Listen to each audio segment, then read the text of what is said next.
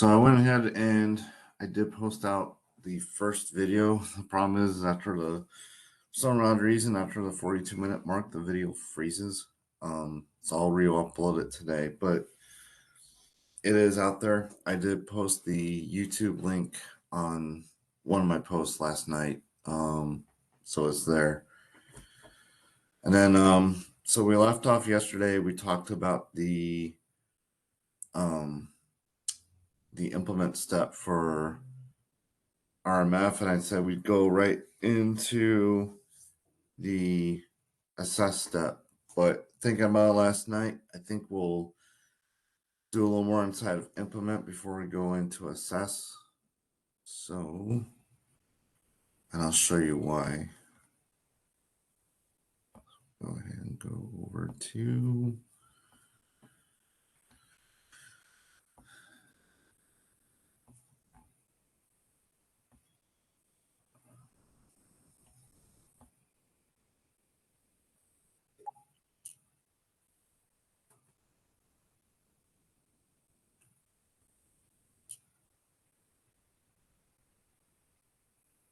so the videos on YouTube. When I get a chance, I'll go ahead and post out the link. The link is on my if you look at my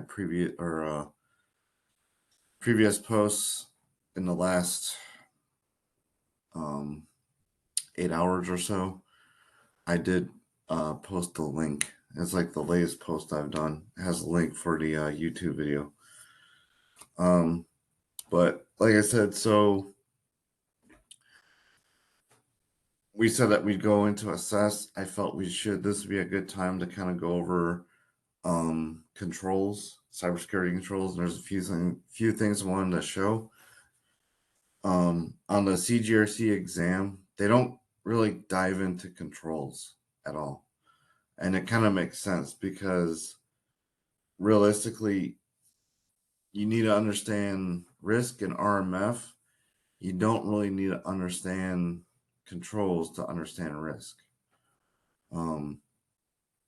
The thing I also want to show too is that you can do RMF and you can use either 834 or 853 Rev 4 or Rev 5. It doesn't matter. Currently for DoD, we use Rev 4. I'm not too sure about the other federal agencies, which ones you use. I know there's a big push right now to get everyone to Rev 5. But the point being is that to do RMF, it doesn't matter which revision you use for 853 when we talk about cybersecurity controls. You can use Rev 4 or Rev 5. I got Rev 4 pulled up right now. About the only thing I remembered them hitting on a whole lot with the CGRC exam was when they talked about the control families. So I would encourage everyone to study them, just make sure they remember what they are for both Rev 4 and Rev 5. When I took the CGRC exam, it was Rev 4. They might have changed. And we will get to those. Let's see.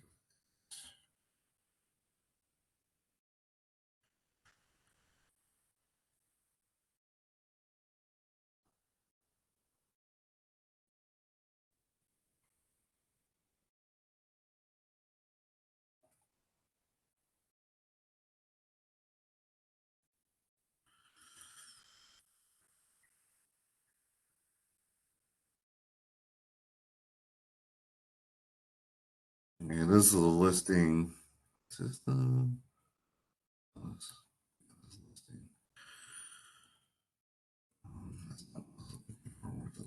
The list that has just the families, so I can show everyone what the families look like.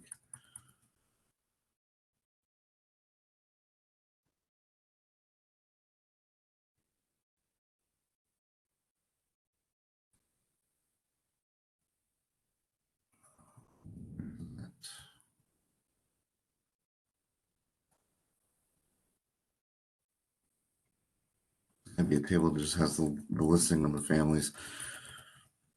Give me a sec here.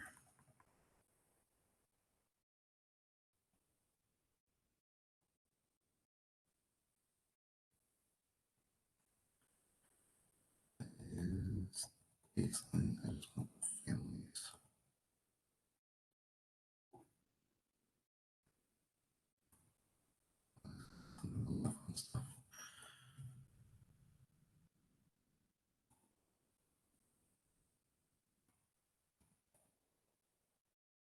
There we go. So when we talk about cybersecurity control families, this is what we're talking about. So remember, I think I mentioned this. It was on day one. When you look at NIST 853, Rev 4, you got control families, cybersecurity control families, and you got privacy control families. That's for Rev 4. Rev 5, they kind of mixed them all together. I still wholeheartedly think that was a mistake, but we will take a look at the families right here. So, like I said, for the CGRC exam, you don't really need to know all the controls. At a bare minimum, though, you should definitely know the control families. So here they are. There are 18 control families when we talk about cybersecurity controls with 853 Rev 4. It's access control, awareness and training, audit and accountability, security assessment, authorization, configuration management, contingency planning, identification, authentication, incident response, maintenance, media protection, physical environmental protection, planning, personnel security, risk assessment, system and services acquisition, system and communications protection, system and information integrity, and program management. So those are your 18 control families, cybersecurity control families. Now, like I said, with NIST 853 Rev 4, they do a split. So those are cybersecurity control families. Now, if you have privacy information in your system, it's a little bit in here. As you see, the most of this document is quite literally listing out all these controls.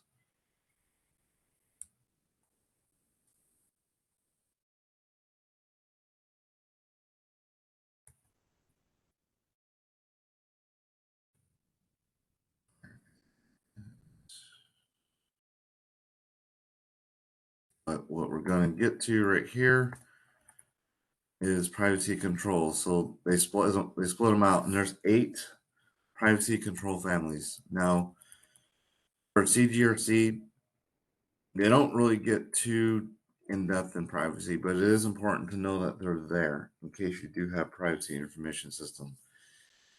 We are dealing with 853 Rev 4. Here's your privacy controls, the control families. So you got authority and purpose, accountability, audit and risk management, data quality and integrity, data minimization and retention, individual participation and redress, security, transparency, use limitation. So that's your 8 privacy control families, and we just hit the other control families for cybersecurity controls. So one of the things I want to show you, and we'll actually bounce around a little bit between this document, this 853. I'll go ahead and jump to Rev 5, and then we'll go look at 853 Rev 5 Alpha and Bravo, and I'll show you why. So when we go.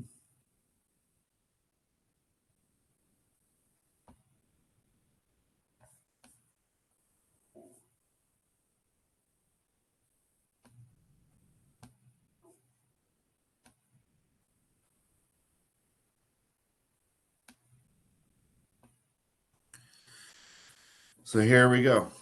Here's Red 5. I noticed the title did definitely change, and they call it security and privacy controls, but they don't split them out between the different sets of families.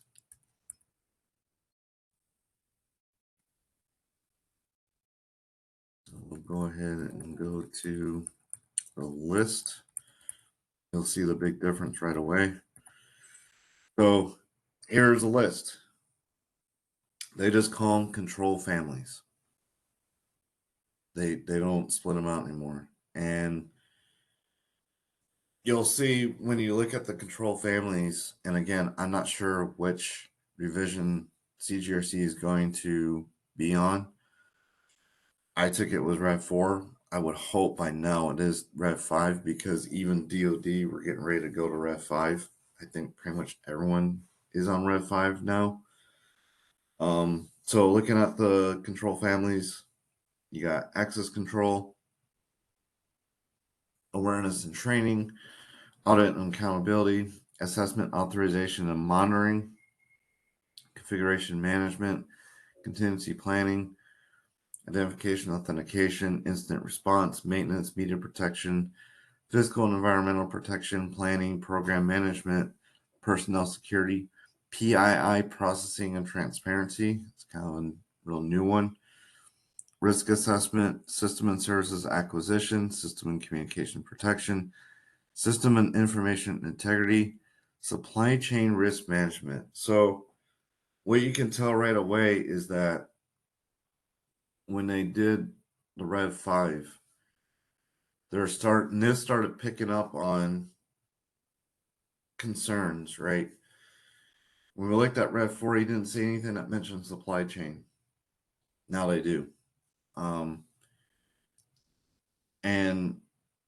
the CA family changed its name, is now assessment, authorization, and monitoring. So previously it was called,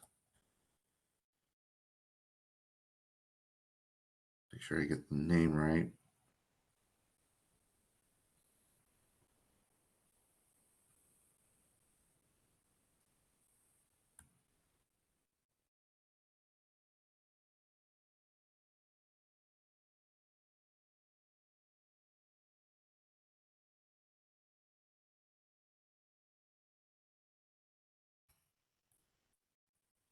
Previous called security assessment and authorization. Didn't have monitoring in it. So when you look at these different control families and how it changed between Rev 4 and Rev 5, you can kind of see the shift that NISTA's done and focus of what they're looking at when we talk about these controls, or otherwise known as your risk mitigations, right? Because that's the whole reason why we do controls, is to mitigate the risk. So you can see that there, that's 20. So those are the control families when we talk about controls. Is the CGRC exam going to ask you a whole lot on it? I'm not really sure, but if they do, it would be really talking about these control families, more or less the names, and not really so much diving into the actual controls that are inside the control families. They're not going to go that deep. And it really wouldn't make a whole lot of sense to go that deep because, to be quite honest, even when you're a practitioner of RMF, you don't need to know the control families by heart. And it kind of helps, but you don't really need to know it by heart. You can look it up. Really, the big one is understanding when we talk about the RMF process, what you need to do with controls. When we talked about the tailoring, when we talked about the when you're transferring risk, inheriting, and then also when we talk about the establishing a baseline. So speaking of baseline, that is where we will go to the next. Let's run people in.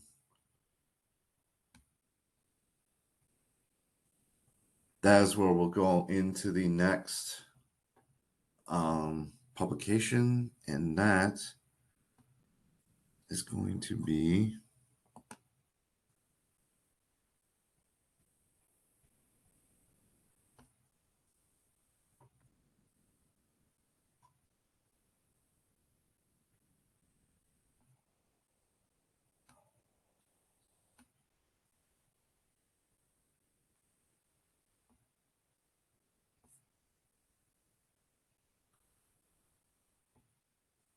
so that is going to be this publication. Now, you remember I said yesterday that if you don't have like a software tool that will do your selection for you of controls, you're gonna have to do it manually. And I said how much that is no fun. I kind of forgot, my fault, because I never have to do this, but I did forget that there is actually a publication that goes alongside 853, both Rev 4 and Rev 5, called 853B, B for baselines. And so here they are, control baselines. So what happens is when you get categorization for your information system out of step 1, and you're like, okay, I don't have a software tool that's going to tell me what my baseline is, I'm going to have to do it manually. That's how you do it manually. So when you look at this table, for instance, if I have a low system as an example, right? And I don't have any privacy. What this table is telling you is that for a low, I would definitely select AC1. I would select AC2, but I don't have to select any of the ones right underneath AC2. And the term that RMF calls those, when you see the control and you see it says AC2, but it has a parentheses around it, those are known as control enhancements. These are things that should enhance a control. So AC2 1, AC2 parentheses 2, parentheses 3, parentheses 4. These are all enhancements to AC2, which is the account management control. But what this table is telling you is if you have a low, when you go to select your baseline, you don't need to select any of the enhancements for AC2. And then you kind of go down a little bit. Low, well, yeah, you're going to select AC3, but you're not going to select any of the enhancements. AC4, you don't even need to select at all because you're a low, right? Because you don't see the X in the column for low. So that's how this table works. So if you're ever having to do a selection based on your categorization and you're not fortunate enough to have a software tool that does it, this is the publication you would go to, is 853B Bravo, and it has all your basically your baseline in it. And then when you look through too, and and if you find that, oh, I actually do have privacy in my information system, AC1 you're going to get, but like for instance, individual access, right? That one you would select if you actually have privacy information in your system, because you got an X right there in the column for privacy. So if you have privacy in your system, you got to select AC314. Now, here's where it gets a little weird. So I mentioned that these are control enhancements, right? So, and they actually show it right there. Even if you have a low, you still select AC3. Thing keep in mind is that if you're going through and you're trying to select your baseline of controls, and for whatever reason it's saying to select an enhancement but not the like root control, you got to select the root control. You need the root control in place because that other control is just enhancing that root control.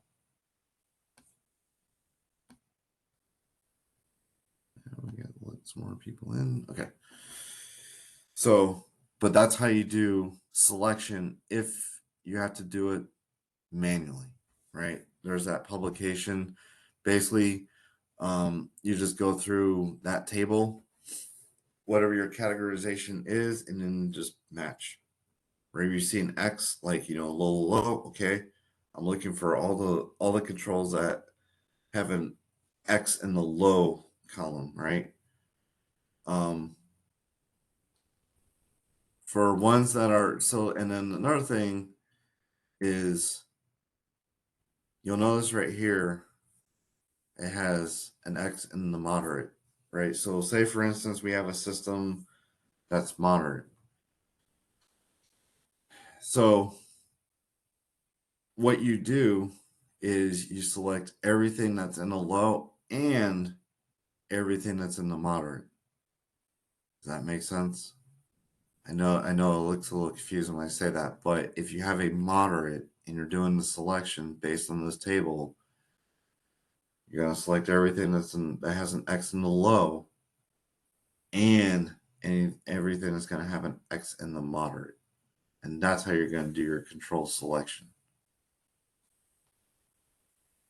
And that's in, like I said, this is NIST 853. I'm using Rev 5 right now. It doesn't really matter if Rev 4 or Rev 5, it works the same way.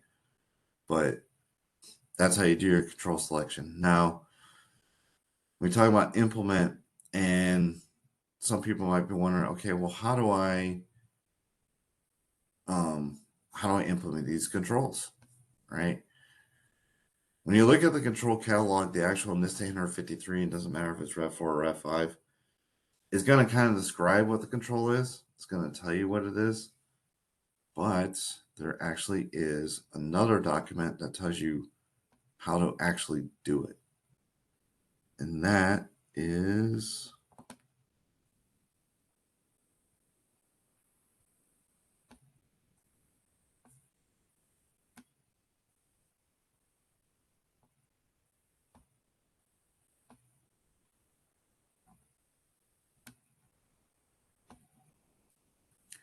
this one, which is 853 Alpha A. So what this document is, this one is pretty much going to tell you how you actually do the controls. I want to put focus over here. I don't want to go through the entirety of this because the rest of this document is pretty much these kind of tables. But what they're showing you is that here's the actual controls. So for instance, they're showing AC 17. And then what they're doing is they're showing, okay, we break down the control. And then they give you the actual the actual assessment methods to actually do the control. Right? So they cover examine, interview, and test. So right there, the test is they're talking about the remote access management capability for the system. The examine is they're talking about your access control policy procedures, addressing remote access implementation usage, specifically this part, and then a few other things. But what they're getting at is when you're actually implementing controls, these are the actual assessment methods that you would use to make sure that you're actually implementing the controls.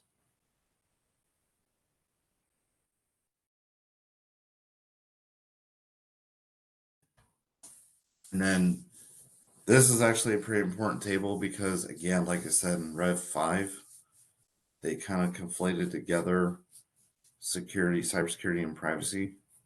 So what they're saying here, excuse me.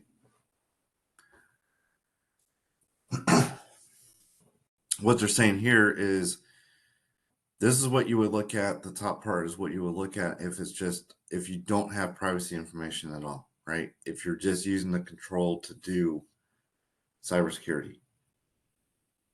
And then this next part, the part that's outlined in red, they're showing you that. They're saying, hey, if you have privacy, here's what you need to be looking out for when you use this control. Does that make sense? The CGRC exam, they're not going to get this deep. I just kind of wanted to show everyone, like, when you look at controls and kind of how they work. Now, these assessment methods and objects, this helps out the person that's implementing the control, and we'll get to it when we get into step 4 assess. But when those controls are being checked to make sure that you actually did it right, these assessment methods become even more important. And I'll show you that when we get into step 4 assess.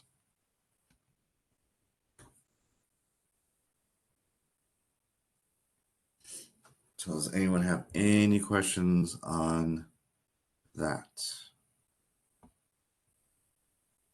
If there are no questions on all that, so that's pretty much about as deep as we're going to get on 853. Like I said, I don't want to get super deep on it because for the CGRC, you don't really need it. And even as a practitioner for RMF, it's good to understand the different publications. Talk about 853 and then A and then B. It's also good to kind of see what's in them.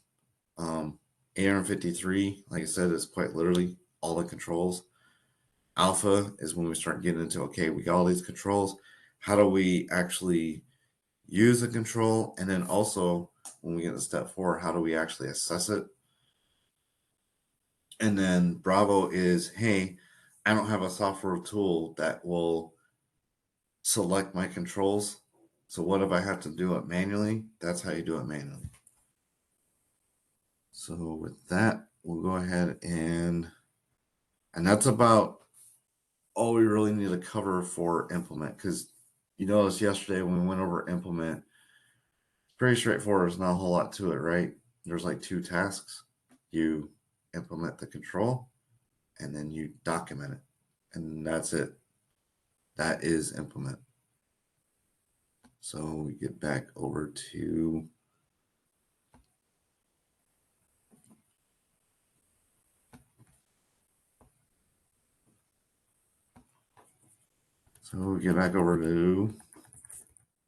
we just went over this yesterday. Implement, what it is, the 2 tasks. So now that we've gone through step 0 to step 3, right? So we covered 4 steps of RMF. Now we're getting into the home stretch. This next step is, I think, the longest step that you're going to, or it's not the longest one. Prepare is the longest one. This next step is going to need some discussion on it. But then after this one, when we talk about authorize, there's not a whole lot involved with authorize other than authorizing the system. And then monitor, we'll get into monitor. There's 7 tasks in it, but monitor is kind of the oddball step. And the reason why I say that, because all these other steps, and I mentioned it yesterday, all the other ones, we go in a sequential order. Like I said, if you're familiar with project management, what we're quite literally doing is doing what's known as waterfall or predictive project management, but we're quite literally going in a sequential order. Except when you get to step 6, and when we get to step 6, I'll show you what you mean. But that one's the only step that's not done in sequential order. But we go into step 5 or step 4, assess. And here's your tasks for assess. So you got assessor selection, assessment plan, control assessments, assessment reports, remediation actions, plan of action, and milestones.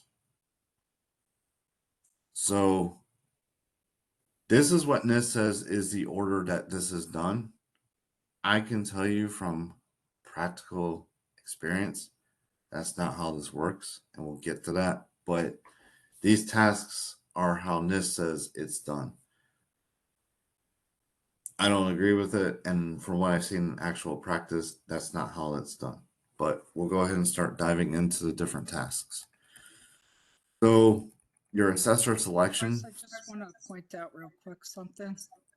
Yeah. So just be careful you don't use Rev 1, because Rev 1 the last task for assess was in a different area. So make Yeah, sure this is you Rev use 2. Rev 2. Yeah, Yeah, I'm this just is Rev- making sure that everybody knows that it's not the same. Yeah, Rev 1 don't use, please don't use that one. Because Rev 1 doesn't even have prepare in it. Rev 1 doesn't even have the step 0 prepare. So yeah, if you're using 837, what I use in this one is Rev 2. And on the CGRC exam, they definitely use Rev 2 because they do mention prepare a lot or a fair amount on the exam. So we start diving into the assessment tasks. First one is assessor selection. Select the appropriate assessor assessment team for the type of control assessment to be conducted. So they say that this is part of step 4 assess. And for CGRC, yes, this is part of step 4 assess.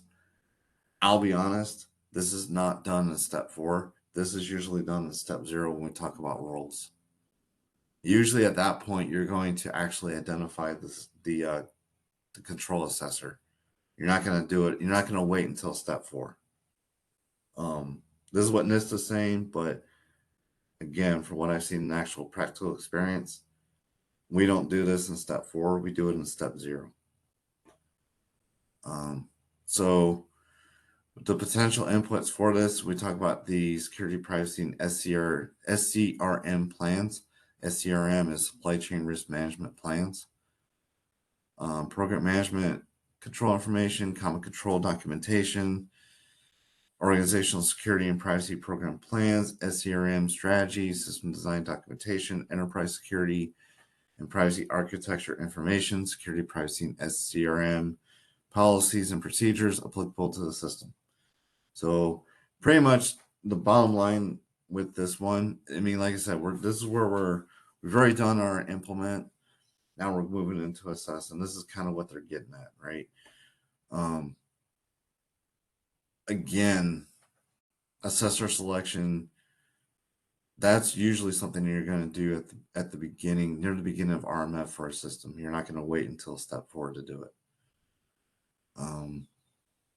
Now, depending on if you're working for DoD, if you're working for federal government, the reason why you're not going to do this part in step 4, you would do it like right at the beginning. Because when we get in this step, and I'll get into this when we talk about the assessment plan, but for DoD, and I'm not too sure about federal government if they do it the same way, but your control assessor or security control assessor is involved in step 2. They don't wait until step 4, and I'll get into why that happens.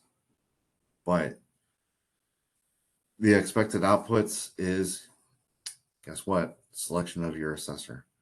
Primary responsibility for this is your AO or AODR, and then your supporting roles be CIO, CISO or CISO, and then SAOP for privacy if you have privacy. And then we talk about the SDLC phases that it maps to for new development, acquisition, and implementation assessment.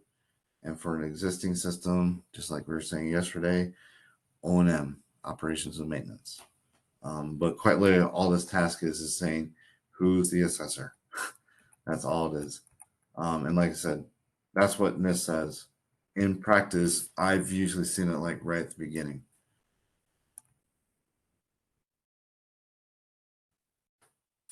Okay, now they talk about the assessment plan. So there is a method to my madness of why I showed you NIST 853A. And like I said, it doesn't matter if you're using Rev 4 or Rev 5, A is kind of laid out the same way. Now, this is what NIST is saying is in step 4 assess. They say, hey, you're going to select your assessor, and then you're going to do what's known as the assessment plan, otherwise known as the security assessment plan. We'll get into what this actually is, but I'm going to say that from practical experience, that's not where we do this. We actually do it in step 2. There's kind of a reason why we do it that way. But we'll go over what the assessment plan is. So they say the assessment plans develop, review, and approve plans to assess implemented controls. So the reason why you'll see, at least from what I've seen, you'll actually see this done as part of step 2. So imagine that you're the person that's actually having to implement these controls, right? A lot of times what I've seen how it actually occurs is that in step 2, you do the assessment plan. And the reason and that assessment plan is done by the control assessor that works with the usually it's the ISSO, ISSM, but really it's anyone that's going to be implementing controls. And the reason why that occurs is because the control assessor, when they do this plan and they say, hey, here's how I'm going to assess the controls, that gives a very good indication to the people implementing the controls how to implement it, because they'll know how the assessor is going to assess them. One of the key things that gets identified when we talk about this plan is what the compelling evidence is going to be to make sure that the control actually got implemented. So that's why NIST says it's here in step 4. I disagree with that because I feel like in actual practice, it should be in step 2 before you actually go implement controls, because you're kind of giving the people implementing the controls, you're kind of giving them, instead of a closed book test, you're giving them an open book test. And it should be open book. I mean, that's the thing, right? In my mind, I'm like, you're implementing controls. Why make it harder? Like, no, here's the example I use. I'm like, here's the rubric. This is how I'm going to grade you, right? And that's what we're talking about with the assessment plan. This is how I'm going to actually grade you when the assessor is looking at the controls. Here's the plan of how I'm going to do it. That, in my mind, should be done as part of step 2. For NIST, they say it's done in step 4. Go with that, because that's what NIST is saying. I'm going to say in actual practical experience, I've seen a step 2, and I agree with the step 2 method. Like, I don't agree with step 4, because to me, it makes it harder, and it doesn't need to be. It really doesn't. But yeah, so the security assessment plan, that's basically what it is. It's, hey, this is how I'm going to assess the controls.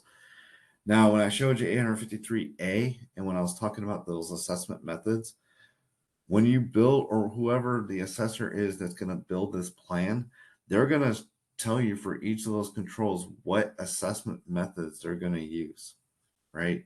They might use all of them. They might use just one of them. They might use 2 of them. It's really up to the assessor. But that's where the assessor is going to select the methods that the assessor is going to use when they go to assess the controls. Again, that's why I say I don't know why NIST puts it in step 4, because to me it's something that really should be part of step 2. But there's some very smart people at NIST. They might know something I'm not aware of, but that's what NIST says, is that the assessment plan is done here in this task. And then when we talk about what the output is the plans, both for security and for privacy. Now, can they be together? I've seen both. I've seen where it's separate. I've seen security and privacy assessment plans that are separate documents. I've seen them put together. Which way is most correct? I kind of go with they should be separate. But for NIST, they don't really care to say, look, you got to do security and privacy assessment plans. Now, they say right here, the security and privacy assessment plans approved by the authorizing official. Now, that is what NIST is saying. I've never seen it work this way, but that is what NIST is saying. Now, the reason why I also agree more with doing it in step 2, because what I've seen most often is where the security assessment plan is included with the system security plan when it gets approved by the AO or the AODR. But for what NIST is saying, that the security and privacy assessment plan gets approved by the authorizing official. I'm not sure if I necessarily agree with how they do that, but that is what NIST is saying. From what I've seen in practical experience, that both your assessment plan and your security plan get approved at the same time at the end of step 2. That's what I've seen.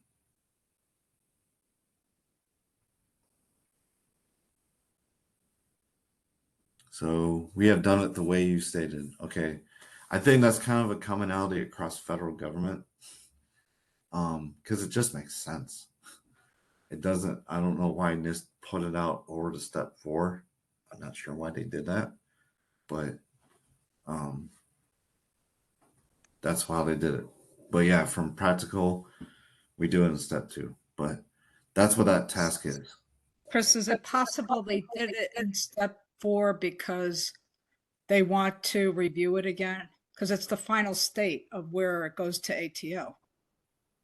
Do you know what I mean? You're going from step 2 where you're selecting it, right?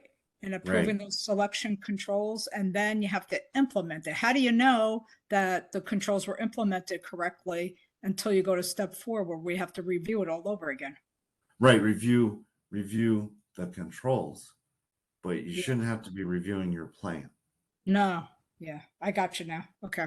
Like that's why to me, again, like I said, for CGRC exam, this is what this says. But I'm saying it doesn't make sense to me because this is the plan of how I'm going to assess, right? Kind of what Maria is getting at, and we'll get into when we get into the next tasks for step 4.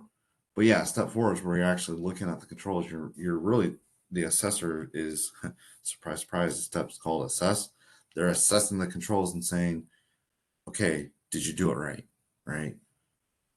That's why I don't agree with how they put that in there for the plan. It doesn't make sense to me. But just keep that in mind.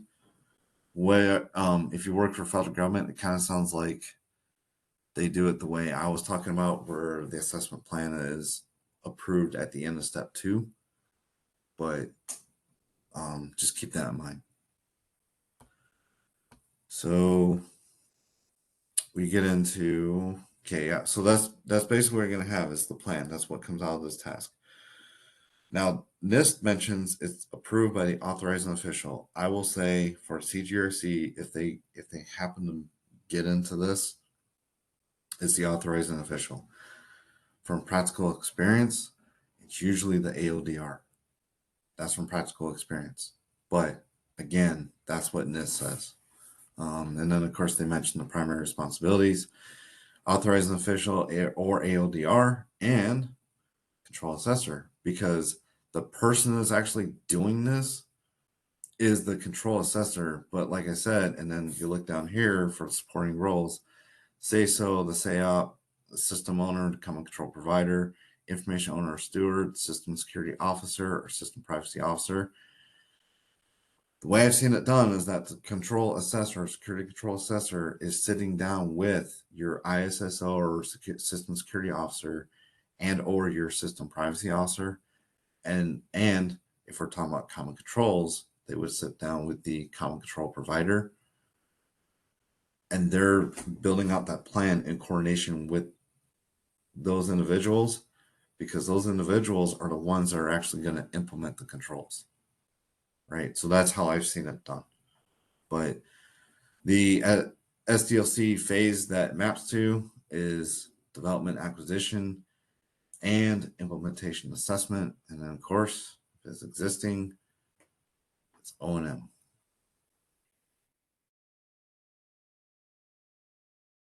Okay.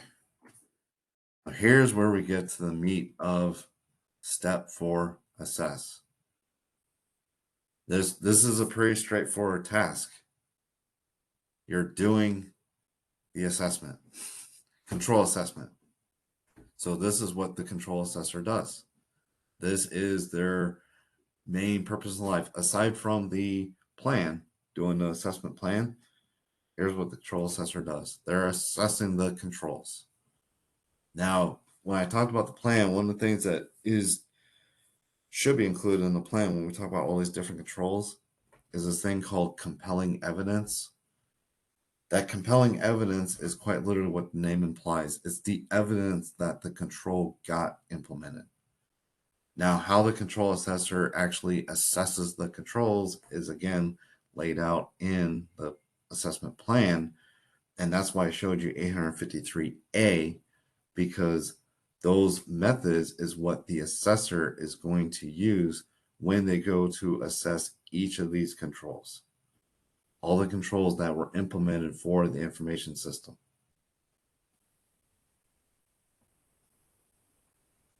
So the SAR, yes. And actually, I don't think it's this task that the SAR would come into play. I think it's the one right after it where they talk about documenting, because for some reason they like to split them apart. But what the SAR is a security assessment report. And that's pretty much, it's what the name implies. It's the assessment report that's done from when the assessor assesses the controls. You're going to come out with what's known as a SAR. And like I said, it's assessing the controls. So primary responsibility, big shocker, it's the control assessor. And then we look at the supporting roles. Sure, they list these out. But more, the assessor is assessing, like that's what they're doing. They're basically doing their main purpose in life. When we talk about RMF, they're assessing the controls. That's what they're doing. But they list all these other supporting roles. And then when we talk about the SDLC phase, if it's a new systems development, acquisition, and implementation assessment, and then of course existing O&M. That is control assessment. So to answer Maria's comment on the chat when she mentioned SAR, that's what this is. So you've done your assessment. Now you're going to do what's called the assessment report.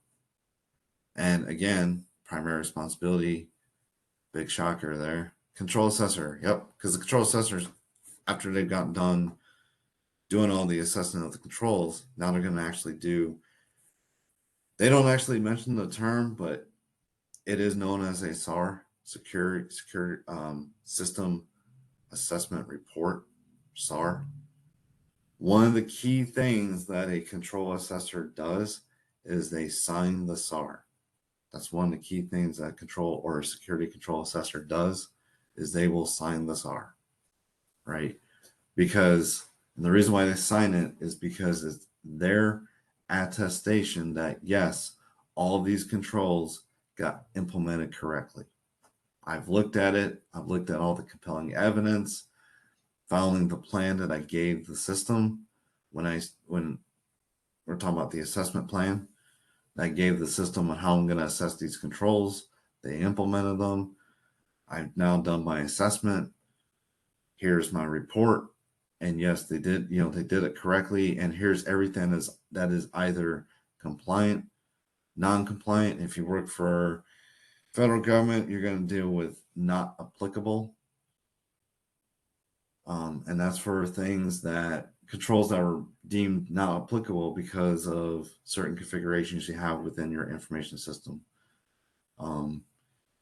Generally speaking, what NIST is saying is that you really wouldn't have non-applicable, because if your system is not configured where the control would apply, then you would just remove it. You wouldn't just mark it non-applicable. But federal government, and especially like from what I see in DoD, they definitely say, no, look, you don't remove it, you just mark it as non-applicable. But that's what that assessment report is going to have on there. Now, here's where it gets a little interesting, because that's what NIST is saying an assessment report looks like. I don't agree with this. I don't agree with this because and we'll get into it when we talk about the last two tasks for assess. But where they mention assessment report here, from what I've actually seen in practice and how it works, assessment report is like the very last thing you do as part of assess. Is the very last thing you do. The next two things that they're going to mention, from what I've seen in practice, are actually done before we do the assessment report. And I'll kind of explain why that is. But they're saying the potential input, yeah, it's the control assessments, and this is basically just the documentation. Now, this is what NIST says. When we get into the next two tasks, I'll explain why I don't agree with NIST and what I've actually seen in practice. Yeah, primary responsibility is your control assessor. Supporting roles is your system owner, common control provider. Pretty much the supporting roles are the ones that are actually like implementing the controls. I'm not sure why they really even list them, because realistically, your control assessor, I mean, they're documenting what they assessed. That's what the report is for. And when we talk about the SDLC phases that map to it, we got for a new system, it's development, acquisition, or implementation assessment, and of course, existing is O&M. Okay, so this is where it gets a little strange, and I'm not sure why NIST does it this way. I haven't seen it actually done like this in practice. But for this next task, they mention remediation actions. So this is how NIST lists it out. I don't agree with this. For CGRC, this is what NIST says. I would say from practical experience, this is not how it's done. What usually happens is, before you even do any kind of reporting for the assessment, what will happen is, it depends on if you're working for DOD or if you're working for any other federal agency, or even a company that's using RMF. But the way I've seen it work is the assessor is assessing the controls, and usually it's not even the assessor that actually assesses it. So here's where I'm going to diverge a little more too, and this is where we get into, I'm not too sure about DOE or the other federal agencies. DOD doesn't do it this way. They do things a little different. What they do is they say, look, your security control assessor in step 2 is going to tell you what your assessment plan is going to look like, right? When they get done with step 3, implementing the controls, and they move into step 4, one of the first things that happens, or the very first thing that happens as part of step 4, is now you don't have a security control assessor that's doing it. You have another role called a validator. And the validator is basically doing what I was talking about with the assessment. That's what a validator is doing. They're looking at all the compelling evidence, and they're using those test methods that the security control assessor says will be used when assessing the controls. That's what the validator does. They do all that. And then what I always call it this part here is what I call the dance. And what I mean by the dance is that whoever's implementing the controls, and it doesn't matter if we're talking about cybersecurity controls or privacy controls, whoever's implementing these controls, they're dancing, if you will, between them and whether you have a validator or the actual assessor that's doing the assessment. Because what's happened is they're implementing the controls. That information then goes over to validator/assessor. Validator/assessor is doing the assessment, and they're like, hey, you're not providing me the right compelling evidence for this control. You need to reduce you need to reduce some work, right? They're going to hand that back to whoever implemented the control. They're going to do their thing, correct whatever needs to be corrected, and then they're going to hand it back to the validator and the assessor and be like, okay, is this good? And then validator and assessor will then be like, okay, yeah, we're good. Okay, moving on, right? And then they'll go on to the next controls. What NIST is saying here is that you do the report and then you do remediation actions afterwards. I don't agree with that. That to me does not make sense. From what I've seen in actual practice, is any remediation actions that need to happen is going to happen before any kind of assessment report is done. It's all part of the assessment. And this is where you're kind of going back and forth between step 4 and step 3.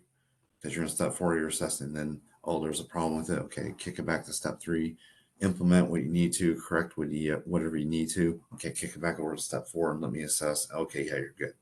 Right? Does that make sense to everyone? This is what NIST is saying, but that's why I've actually seen in practice. Right? And then, like I was mentioning, NIST only talks about security control assessor or control assessor. You will not see anything mentioned in this about a validator, and in practice, I think that's a big mistake.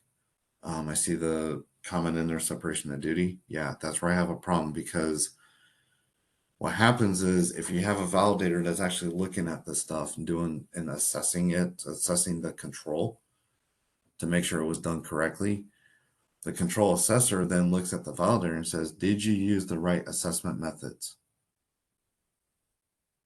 And that is how the security control assessor is ensuring the effectiveness of the implemented controls. Like, that's how it's supposed to work in my mind. That's how it's supposed to work. But like I said, that's in practice. This is what NIST is saying. For a CGRC exam, go with NIST. But if you're actually doing RMF in the real world, that's how I've seen it done.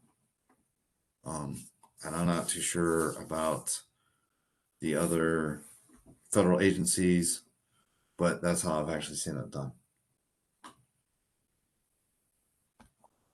So that's remediation actions. Remediation actions, I mean, is pretty much, it's remediation actions. Correct your work. That's what it is. And that's why they mentioned the primary responsibilities. So you kind of allude to what I was talking about with the dance, right? Primary responsibilities they show as a system owner or a program manager, common control provider if we're talking about common controls, and the control or security control assessor. Generally speaking, this is what I've seen in practice too, is that people implementing the controls is not going to be your system owner / program manager. It's usually going to be your system security officer, your ISO, or if we're talking about privacy, system privacy officer. Right. That's what I've seen actually in practice.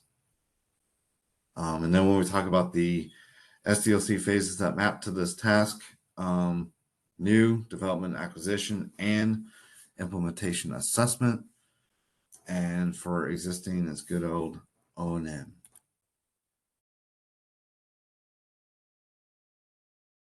Okay, so now we're on the last task for Chris, if you go back up, it did say validation verification at the top of that task. They talk about that. What they're talking about there, they're not talking about the same thing as how I've actually seen it done. What they're Okay, talking thanks. about there, this is going back to 800 160, and we'll do a little bit into 800 160. What they're talking about there is they're referring to actual security engineering. Okay. That's what they're talking about when they say verification and validation. It's not quite the same way of what I'm talking about with how I've seen it done when you have a validator and then the assessor is checking the validator. Right. Okay. Because what will happen, and so one of the other things I'll mention real briefly on that, again, if you work for DoD, you'll see this. Not too sure about the other federal agencies, but for DoD, when you do that validation and it goes through the validator says, yep, good to go. And then the security control assessor looks at what the validator did, checks the work of the validator to make sure they use the right methods of assessment. Then the validator will or the security control assessor will now approve of the control and will turn the control from unofficial to official. So if the control is compliant, when the control is marked compliant by whoever implemented the control, when it goes up to the validator, it's known as compliant unofficial. It hasn't been validated yet. The validator checks it, uses those methods to assess the control. They say, yep, it's good to go. Goes up to the control assessor. Control assessor checks the work of the validator, saying, okay, did you use the right assessment methods that I said to use in the security assessment plan? Okay, yes, you did. Great. I approve. Once that security control assessor approves, it turns that control from being compliant unofficial to compliant official. Now, again, everything I'm talking about there, you don't need to know it for CGRC, the exam, but this is how I've seen it done. Now, again, I'm not too sure about other federal agencies, but that's how I've seen it done in DoD. So the last task when we talk about the assess step is plan of action and milestones. Again, this is where I disagree with NIST. It doesn't make sense that you would do your report and then do your poem. It doesn't, and I haven't seen it done this way. For a CGRC exam, this is how NIST says to do it. I'm going to say that in practice, that's not how I've seen it done. What generally happens is when an assessor is looking at your controls, and we're talking about an assessor or if it's a validator, when they're doing that assessment, looking, assessing the control, and remember I mentioned that it was a bit of a dance back and forth, right, between whoever's assessing it and whoever's implementing it. You do the assessment and you look at the control and you say, you know what, this thing's not compliant. You kick it back to the person that implemented it. They look at it and say, I can't make it compliant. So what should happen at that point is the assessor should tell whoever's implementing the control, okay, that's fine. You need to create a poem item for that non-compliant control. That poem item then is then going to go over to the assessor, and the assessor is going to look at it. And now this is where the rubber meets the road when we talk about, because you're looking at this and you're like, well, Chris, when do we do the risk assessment? So what's weird is they actually include that in step 5. I also disagree with that. That's what NIST says. I don't agree with that because it doesn't make any sense. I'm like, you are going to start doing a risk assessment as you're looking through all the things that are non-compliant, because that's going to tell you the risk that this system is going to present to both the mission, business function, and to the organization. And where you start doing that, what I've seen actually in practice, before we even talk about an assessment report, it gets done as part of the plan of action and milestones. Did I lose anyone on that one?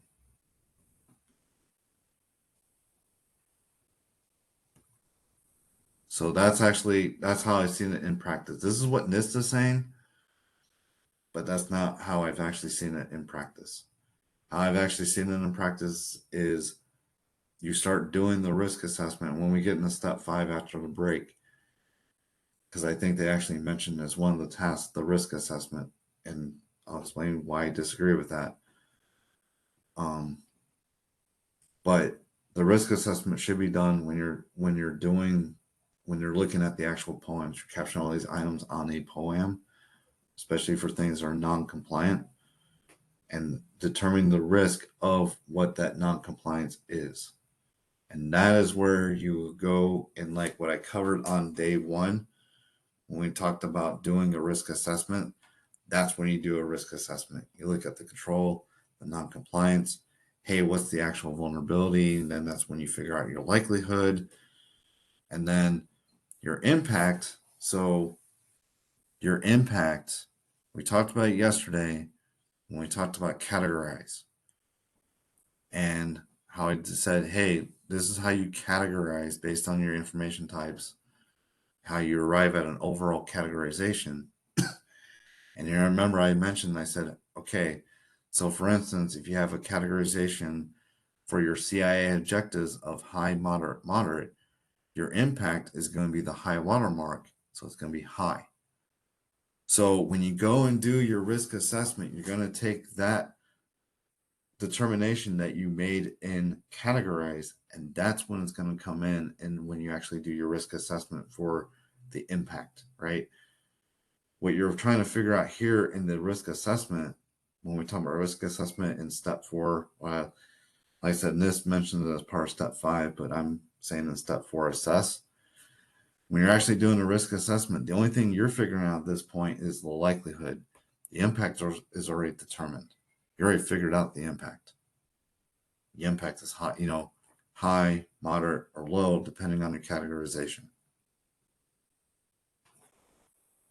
So this is what they're talking about with the POAMs. Quite literally, it is a list of plans of action and milestones. What it's really getting at, and I'm not sure if they actually mention it in here, but from what I've seen is actually on your POAM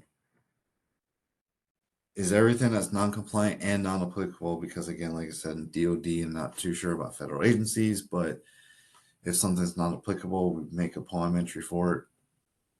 This says to tailor it out, but the whole point of this for the POAM, when we talk about things that are non-compliant, and we talk about what I was saying is like, hey, when you put it on your POAM, before you even do your assessment report, you do your POAM and you do a risk assessment at that point. The reason why you do a risk assessment at that point is because that risk assessment or that residual risk of the thing that's non-compliant is going to dictate how quickly that thing needs to get fixed after the system receives an authorization. So what I mean by that is, say for instance, I have a control under that's non-compliant.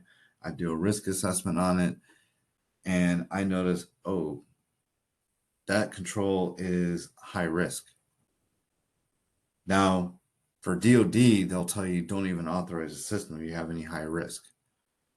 That's what DOD will say.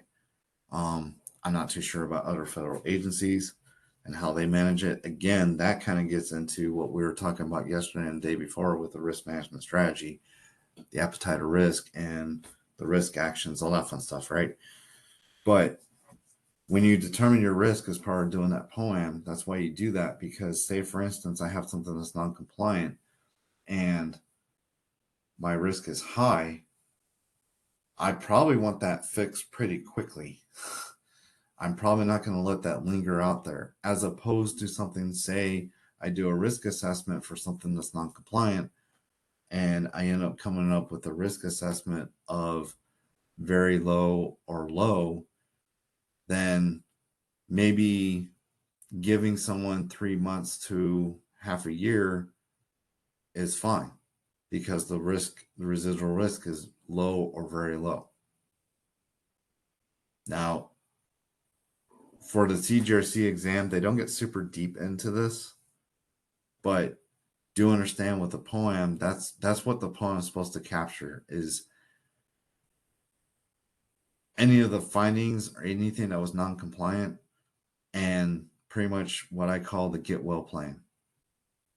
Right now, they say based on recommendations of the assessment reports. Again, that's what NIST is saying. In practice, that's not how it works. I haven't seen it work that way. That's what NIST is saying, though. So that's how a POAM works.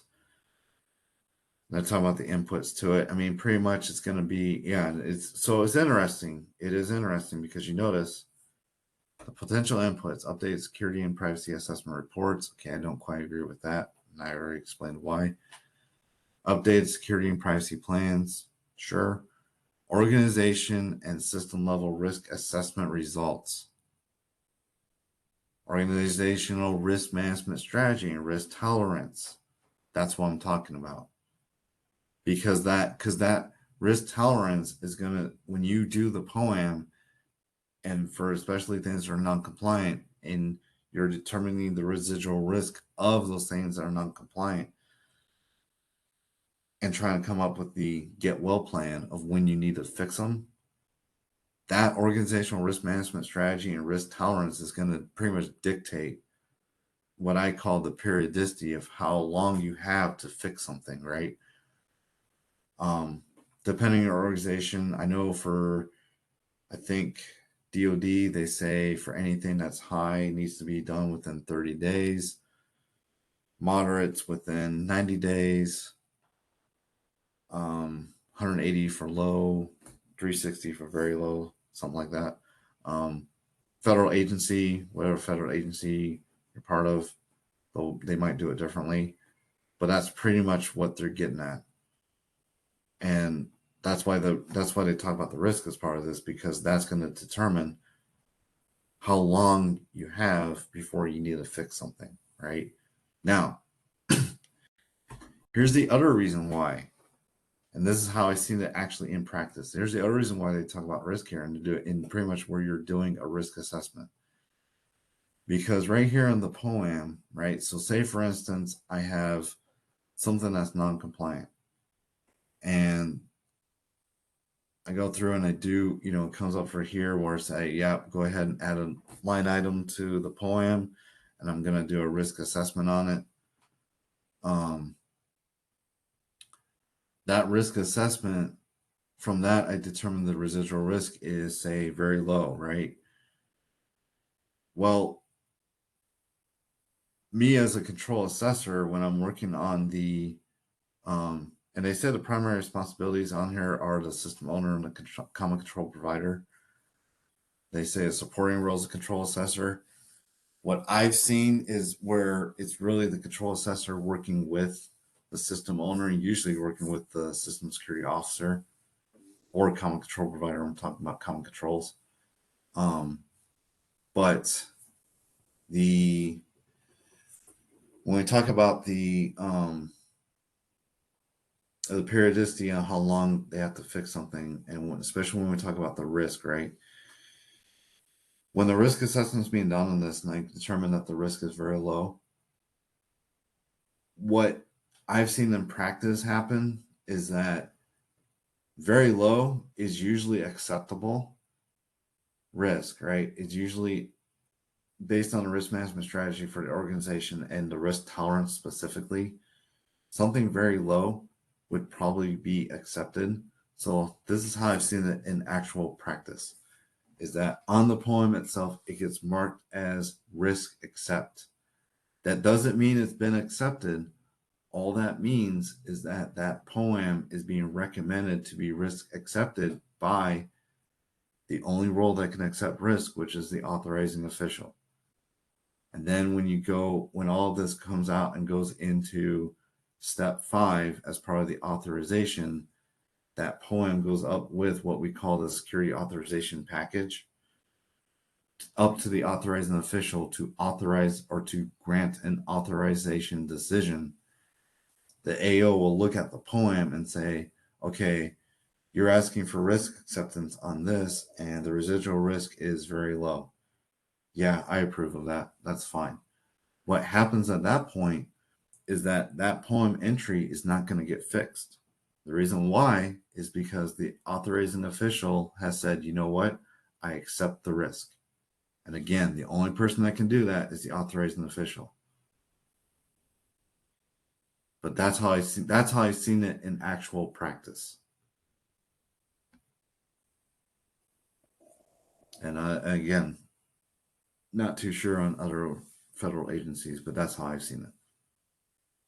But that is what the poem is. It's pretty much your get well plan for anything that needs to be fixed, or it's a documentation of, and like I see what I've actually seen in practice, it's a documentation of the things that have been risk accepted.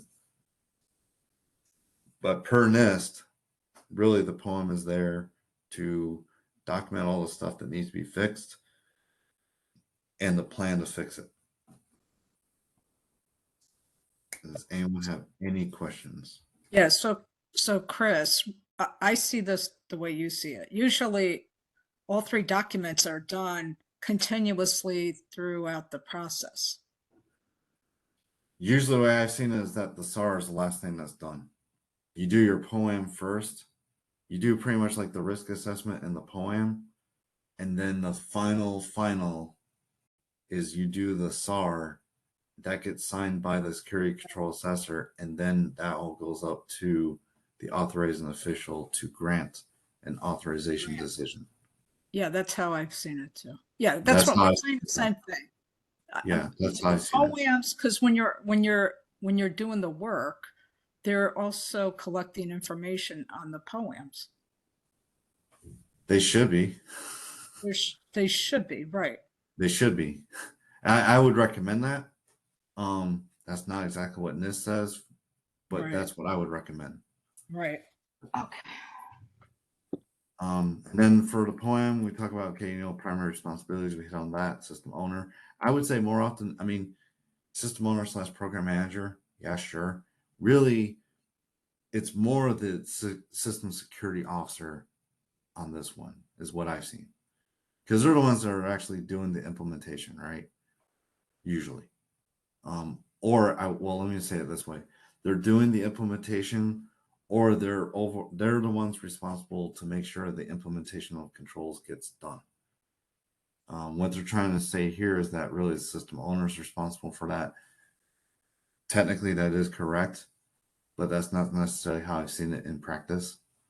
And then they talk about supporting roles, information owner, steward, system security officer. I still say they're more of a primary. System privacy officer, I would also say they're more of a primary. And then they talk about the CASO, the SAOP, the control assessor, chief acquisition officer. So one of the things, and I think I mentioned it on the first day when we talked about roles, when we talked about the CASO, or otherwise known as a CISO, and the control assessor. So technically speaking, you don't have to have a control assessor. But if you don't have a control assessor, the person or the role that's going to do the assessment is going to be your CASO or CISO. And then when we talk about doing assessment for anything that's privacy, that would be your senior agency official for privacy if you don't have someone assessing, like a control assessor for the privacy controls. And to be honest, they don't split them out here. But when we talk about assessing cybersecurity controls, and this actually has kind of become a mute point with Red 5 because they conflated it together. I don't agree with it, but we are talking about Red 4. The control assessor, security control assessor, really, I feel there should be two different ones. One that's doing cybersecurity controls, and one that is doing privacy. The reason why I say that is because privacy is its own thing. It's a different beast. It's different. It's people conflate it with cybersecurity, and it drives me bonkers when I see it because I'm like, it's not the same thing. It is not the same thing. People that are doing assessment of controls, or really anyone that's doing anything dealing with privacy, in my mind, and again, this is not, you're going to find this in CGRC, but in my mind, that privacy individual or whoever's doing privacy should be certified to do privacy. There are actual certifications out there, specifically CIP US, that if you're working within the US, and again, if you're working in other countries, especially in Europe or over in Asia, they also have a CIP, CIPP, Certified Information Privacy Professional certification for that region. But anyone that's doing privacy should have that certification when they're doing privacy, because privacy is an interesting beast. We get into a lot of legal stuff when we talk about privacy. Nowadays, when we talk about cybersecurity and privacy, from what I've seen, and this is just an observation, but this is me up on a bit of a soapbox, but what I've seen is that what's going to put you in jail really quick is if you violate privacy. Cybersecurity, yeah, it's not good. If you violate cybersecurity, that's definitely not good. But from what I've seen, what will actually get you into legal trouble is the minute you violate anything dealing with privacy. And that's just my 2 cents on it. And then we talk about the system development lifecycle phase that maps to this for POAM, implementation and assessment, for new systems, and for existing good old O&M. And that is it for step 4, assess. Does anyone have any questions on that? Looks like we got some more people coming in. Oh.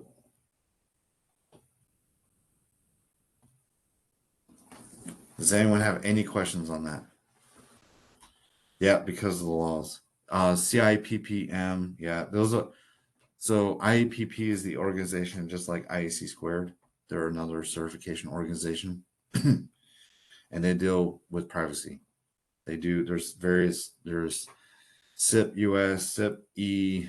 I think there's another one for SIP Asia, SIP M, and then there's also CIPT, I think. Those are all privacy certifications. I don't want to get super deep into privacy certifications. I'm actually myself, I'm looking at doing probably the SIP US, but that's a whole different world. It's a whole different realm. And that's why I say whenever we're dealing with cybersecurity controls and privacy controls, they should be treated separately. It's not the same thing. Having cybersecurity risk and having privacy risk are two different things. But that's it for step 4, assess. Chris, quick question. Yep. For these packages, right? Like the SAP, is there a person that needs to sign off on that? Like On which? the SAP package. Oh, on the secure authorization package? Yeah, we'll get to that in the next step. But I'm just saying, before it gets packaged all together in one, is there a person that signs off on that, and then another person that signs off on the SAR, which you said yes, that's the accountability of the security control assessor, right? Because Yeah, so that's how I've seen it in practice. NIST doesn't tell you that, Oh, right? is that on the GRs? Is that on the exam though? That's what I'm worried about. No. Oh, okay. You gotta remember, so the exam is going to be based on what NIST is saying, because that is what they're using as the reference for the exam. So that's why I'm real careful when I tell you, like, hey, this is what NIST is saying for so for CGRC, that's what it says. But I also want to try and help people out and say, well, that's what NIST says. But if you're actually going out in the real world, doing RMF, this is how I've seen it done. Yeah. Right. And that's why I say, there's what the exam is going to cover, because, like, the exam's covering straight up 837. That's the reference for it. But this is how I've seen it done in the real world. And even within DoD, I've seen them done different ways. Depends on what department in DoD you're working for. Department of Navy, Army, Air Force. They all have their flavors. So on the exam, what are they going to ask you as far as who signs off on the packages? On the packages, they're not even gonna mention. When I took it, I didn't really see anything on there that talked about like signing off on a whole bunch of stuff. So they don't really hit on it. What they more hit on is when they talk about, hey, who grants an authorization, who gives an authorization decision, who can accept risk, who does the risk assessment, who's assessing controls. They ask questions like that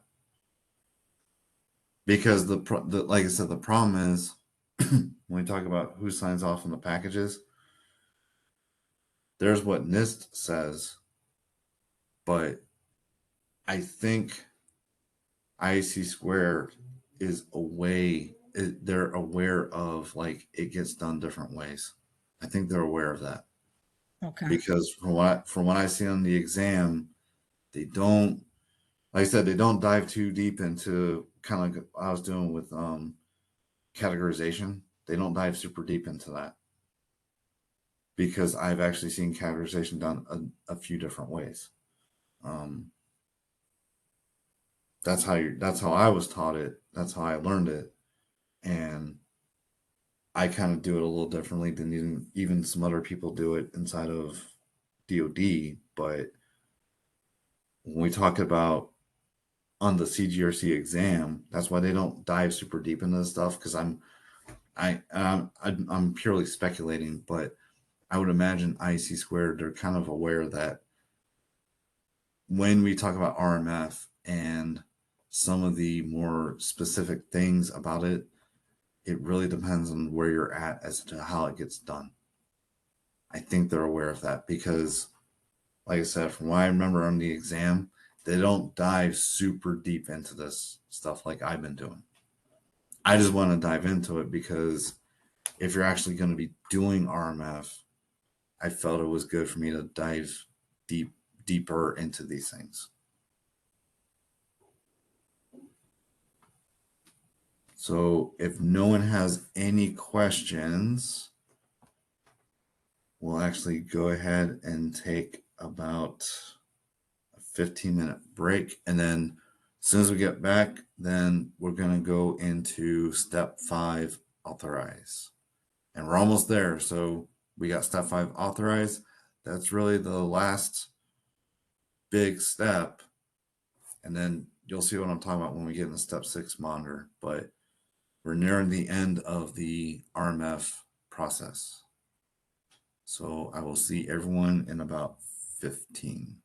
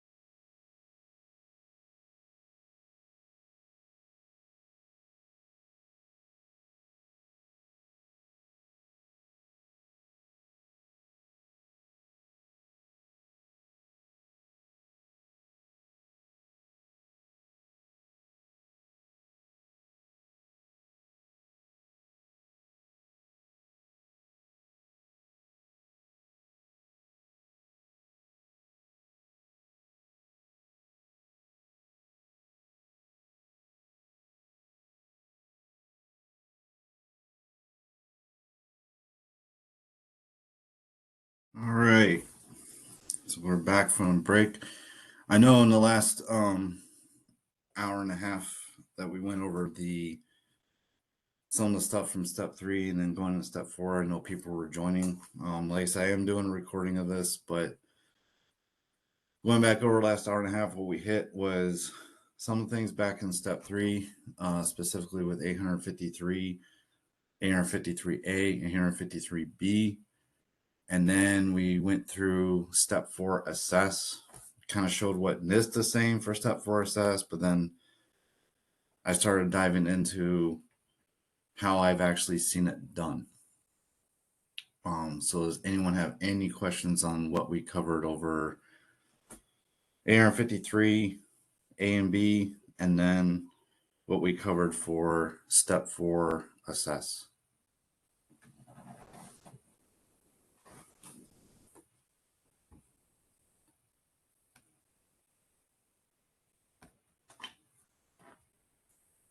So if there's no questions, so now we get into step 5 authorize. So you'll see that there's 5 tasks that are part of step 5 authorize. So we'll go through these, but then this is what NIST is saying, but then I'll show you why I disagree with what NIST is saying. So we'll go into the tasks for step 5 authorize. First one we got is the actual authorization package. Kind of what Maria was mentioning, and what I was saying is that, yeah, in step 5 authorize, this is when you take all the work that's been done, you put it together, and it becomes what's known as a security authorization package. That's actually what goes up to the authorizing official. And the next task they say is risk analysis and determination. That's what NIST says. In actual practice, that's not how it works. Usually that risk analysis and determination, that's done what I was talking about in step 4 assess, and we talk about the POAM. Around that time, that's when the risk analysis / risk assessment is actually done. And then the next one is risk response, and then authorization decision, and then the authorization reporting. Authorization reporting is actually it's pretty much authorization decision is, and we'll get into it, but that's where the AO says, okay, yep, I'm going to grant an authorization decision for the system. And then the next task after that is quite literally the authorizing official. Usually that's where the authorizing official is going to sign what's known as an authorization decision document saying, I grant, and this is where we always say, yep, that's where the AO says, I therefore grant an ATO or whatever it's going to be, ATO conditions, a DATO, or an IATT. The key thing to know for CGRC, this is where the AO pretty much this is when they talk about an ATO, this is where the AO does it, the authorizing official. So getting into the tasks. So the first one is the authorization package. It's pretty straightforward. That's where we take all the work, all the reports, the plans, all that fun stuff, put it all together into a package, and that package then goes up to the authorizing official. So you can see what your inputs are into that. It's your plans, your reports, your POAM, any other additional evidence. What I've seen in practice, this is where you also put in, and I kind of mentioned it both yesterday and day before when I talk about the thing called the RAR, or the risk assessment report. That risk assessment report also gets included into that package. Basically, the thing to keep in mind is this package, and it kind of depends on where you're working at. If you're working in federal agency, or if you're even working for a company outside that's doing RMF, what actually gets included in this package is up to the discretion of that organization, right? So That's why they put that modifier in front of the word inputs, potential inputs, because depending where you're at, it could be different. But generally speaking, the things they list here, that's what's going to be included in what we call the authorization package. And then the output of it is the authorization package, all that stuff that's getting ready to be submitted up to the authorizing official. In practice, this is where I've also seen what I just mentioned with the authorization decision document. Usually what that is that's like a 1-page, maybe 2-page memo that has a signature block for the authorizing official. That gets drafted up and placed into the package to then get submitted up to the authorizing official. Then you can see the primary responsibilities for that. Then they mentioned the system owner / program manager. And then when we talk about common controls, that would be your common control provider. And then they talk about the senior agency official for privacy. Again, that's only going to be if you're actually dealing with privacy information. And then they talk about the supporting roles. That all makes sense because generally your system security officer, your ISO or your ISM, they're the ones that are going to be helping generate these documents in addition to the control assessor. And then they also mentioned the system privacy officer. Again, if you have privacy, your SASO or CISO. And yeah, that all tracks with what goes into the secure or the authorization package, otherwise known as the security authorization package. And then the SDLC phases that map to it. For a new system, this is implementation assessment. For an existing system, it's O&M. But that task is basically taking everything that all your work that you've done throughout all the other steps and whatever the organization wants you to have as part of that package, putting it all in the package and getting ready for submission up to the authorizing official. So this is what NIST says for the next task. I don't agree with this because that's not how I've seen it actually done in practice. But for CGRC, they're saying the next thing that's done is the risk analysis and determination. In practice, what I've seen, it's not done here. This is done in step 4 assess. When we're talking about the POAM and looking at the actual assessment of the controls, that's where a risk assessment is generally done. It's usually not done here, not from what I've seen. But this is what NIST is saying is done, is a risk analysis and determination. So they say it's analyze and determine the risk from the operation or use of the system or the provision of common controls. Generally speaking, your common controls, I know they kind of mentioned like when you go through and say it's a common control package that's going through to be authorized, because like I said, the first day, and I think I even mentioned it yesterday, common controls get an authorization just like a system does, but they're common controls. Generally speaking, for common controls, you really shouldn't have any risk because common controls is primarily going to be your policies. There really shouldn't be any non-compliance with a common control. There shouldn't be. Not to say that there can't be, but there really shouldn't be. Because the thing is, you got to think about it. When we're doing the common controls, those common controls are inheritable by all your other information systems within the organization. That's the whole reason why you do the common controls. So if you have a risk from when you do your common controls, that would be an organizational risk. That's not going to be something that's a system. And I would want to think that if an organization risk has been identified, that the organization's going to want to take care of it pretty quickly. They're not going to want that lingering around. So when we talk about common controls, you really shouldn't have any risk from when you do your common controls. Or if any risk is there, it should be low. You're mitigating it down. You shouldn't have anything that's non-compliant. when you do common controls.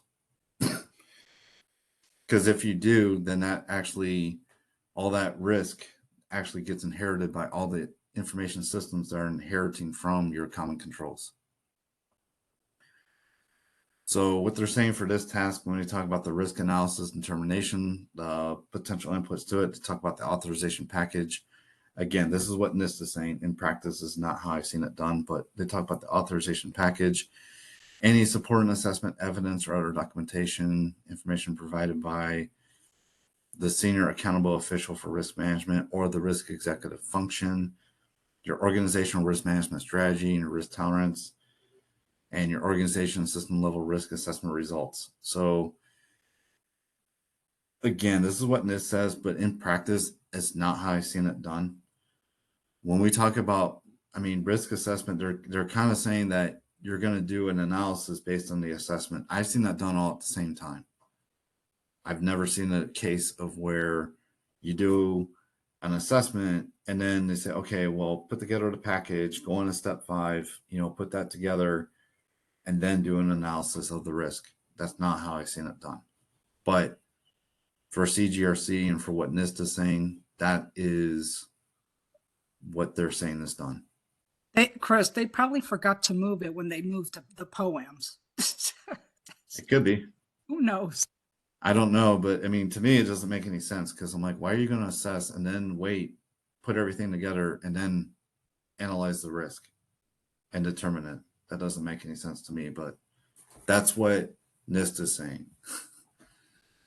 So, and then the output from that is going to be what your risk is, risk determination, right? They say the primary responsibility. So again, here, I don't quite agree with this either because your authorizing official, they're not going to be analyzing the risk. They're not going to be determining the risk. That's going to be your assessor from what I've seen in practice.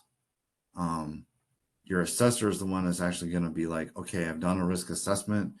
Here's what your residual risk is for either the common controls, which again, like I was saying, there really shouldn't be. And when we're talking about an information system. And then they mentioned the supporting roles. They talk about the senior accountable official for risk management or the risk executive function. They talk about the CISO or CISO, and they say for, of course, we have privacy, the senior agency official for privacy. What this task actually maps to for the SDLC is implementation assessment. And if it's an existing system, yep, it's O&M. But again, like I said, this is what NIST is saying. In practice, I haven't seen it done this way. It's done in step 4 assess. Now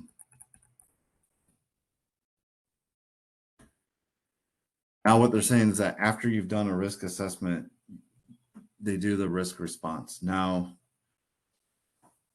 this is how I've actually seen this done. This is done as part of the next task when we talk about the authorizing official granting an authorization decision. A risk response and granting an authorization, from what I've seen in practice, is done at the same time, right? So like the package gets presented up to the AO saying, okay, sir, ma'am, we'd like to authorize this system. Here's everything we got. Here's the residual risk. And then the authorizing official is going to look through it, review it, agree or disagree. If they disagree, they're going to be like, well, I don't want to accept that risk. We need to do this, or we need to add, rework this control. Things like that. That's what they're talking about, the risk response, right?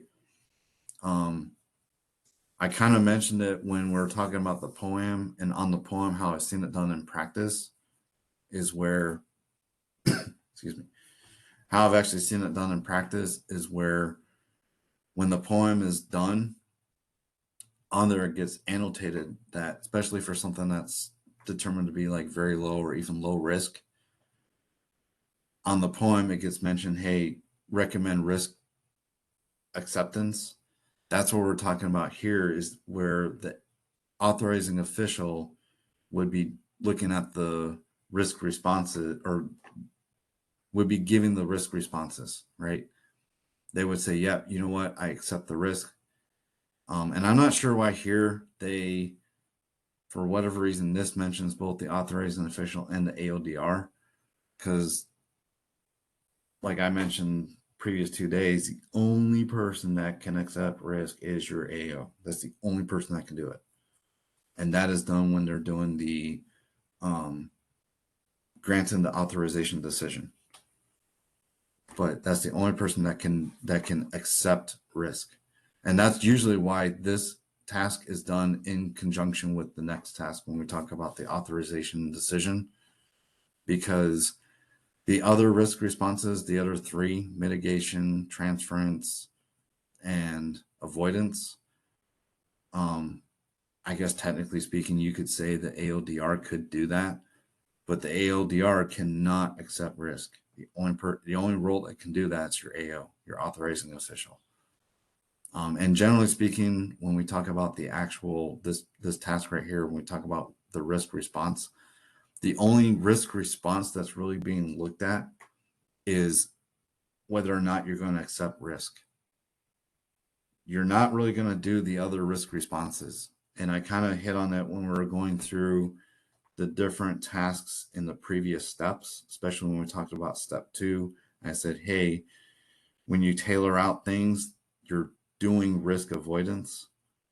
And then when you're looking at doing inheritance, you're doing risk transference. And then the entirety of step 3 is literally doing risk mitigation. And then in step 4, the part of that poem, that's where the assessor would recommend, hey, you should accept this risk. And then that risk gets accepted in step 5 when we talk about that risk response / authorization decision. I've never seen a case of where the authorizing official is going to sit there in step 5 and say, you know what, I don't want to have a email server in this information system, so I want to avoid the risk there. I've never seen it. Not saying it couldn't happen. I've never seen it. And I've never seen a case of where the AO or even the AODR would say, hey, well, instead of trying to mitigate it on the system, let's see if we can transfer that risk over to another party, or maybe another information system, or what have you. I've never seen it. Not saying it couldn't happen, but I've never seen it. But that's what they're talking about with the risk response. And then they mentioned the primary responsibilities. Again, I don't necessarily agree with how this says this, because the only person that can accept risk is the AO. And then they talk about the supporting roles. And then the SDLC phase that maps to this for a new system is going to be implementation assessment, and for an existing, it's going to be O&M. And that is the risk response task. Now we get to granting an authorization, and that's what this task is. Now it's interesting because you notice the primary responsibility for this one is the AO, and only the AO. And that's why I say the previous task and this one, I've usually seen it done at the same time. So basically, and it's weird how they state the task. They said determine if the risk from the operation or use. I mean, we've already done that. That's what the risk decision is. That's why I say or risk response. I'm not sure why they break it out like that, because to me, it doesn't quite make sense. But this is how they do it. The whole thing with this task is quite literally whether or not the authorizing official is going to grant an authorization decision, and what kind of authorization decision that's going to be. For a new system, you're really looking at, is the authorizing official going to grant an ATO or an authority to operate, an ATO with conditions, or an IATT in those special cases where we have like a proof of concept and you're just trying to get something tested and authorized for a very short period of time.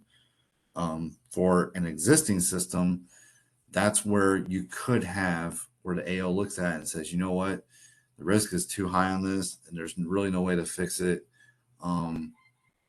We really don't need this information system. I'm going to DATO the system. I've actually seen it happen one time. But for an existing system, that's where you would do a DATO. For a new system, you're generally speaking, the AO, especially for something new, is not going to say, well, DATO the system. And the reason why is because technically you haven't even authorized it yet until this point. So it doesn't really make sense that you would DATO something that you haven't even authorized yet. But that's what this task is quite literally granting the authorization decision. ATO, DATO, IATT, or an ATO with conditions. Primary responsibility, like it says, authorizing official, and then you got these supporting ones in here. Really, the supporting ones, I mean, this is what NIST says, but from what I've actually seen in practice, I don't really see it.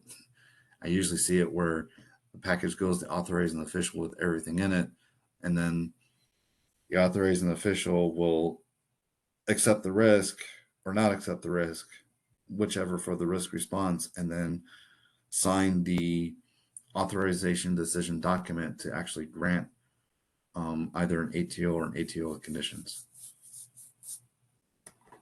And then the SDLC phases that map to it. For a new systems implementation assessment. For an existing, it's O&M. And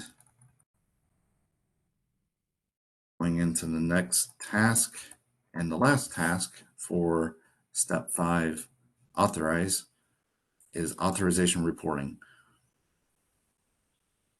All this is just saying, okay, the AO has authorized the system. Now let everyone know that the system is authorized. That's all this task is for. And then you'll see the primary responsibilities on there. Makes sense, AO or AODR. And then you see the supporting roles. And then the SDLC phases that map to it. For a new system is going to be implementation assessment. For an existing, it's O&M. And that is it for step 5, authorize. Does anyone have any questions?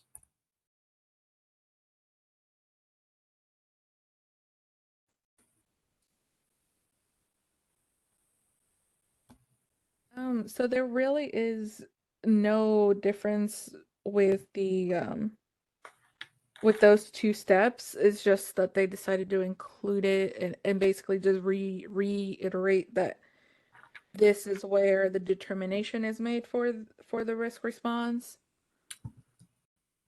Yeah, when you talk about the last 2 tasks we just did. Yeah, well, authorizing the decision. Yeah, the authorization Versus the risk decision and then response, the yeah. reporting. Yeah. So the authorization decision, risk response. Mhm. Yeah, I'm not sure why NIST kind of broke it out that way, because what I've seen in actual practice, and like I was saying before, the authorizing official is the only one that can accept any risk. And you remember when I was talking about on day 1 when I said one of your risk actions is risk acceptance. Mhm. So I'm not sure why NIST broke it out that way, but for what I've actually seen in practice, risk response and authorization decision are like part of they're done at the same time. Okay. Not sure why they broke it out, but yeah, they're done at the same time. Okay. Thank you. Yep, no worries. And then that's it. That's step 5, authorize. So when we get into step 6, monitor. So like I said, this one is kind of the oddball of the steps, and you'll see what I'm talking about right here. This is where I'm going to start breaking out into some of the other documents. A few of them, I know I mentioned 80128, 888, and then this is where I'll also, when we get done with this is where I'll start going into 864. We'll just kind of look through it. Mainly the thing we'll look at for 864 is just, hey, yes, this is where they defined SDLC. For the CGRC exam, you don't really need to refer to 864 a whole lot, but just understand when you talk about all these SDLC phases, That's where they're getting it from, is 864. And then from there, we'll start getting in a few other things. And then that will be it for today's session. So going into step 6 monitor is quite literally what the step implies. Now you've authorized the system. You're saying, okay, it's authorized. You can use it. You can operate it. It's not presenting any undue risk to the organization or to the mission or business function that the system is supporting. Now we got to monitor it. So look through these tasks here. Thing I want to really hit on, this is why I say this one's kind of the oddball of the steps, because like all the steps previously, all those tasks were done in a sequential order, but not here. These things are done kind of when you need to do them. And we'll get into it when I'm talking about. So system and environment changes is the first one. Ongoing assessments, ongoing risk response, authorization package updates, security and privacy reporting, ongoing authorization, and then system disposal.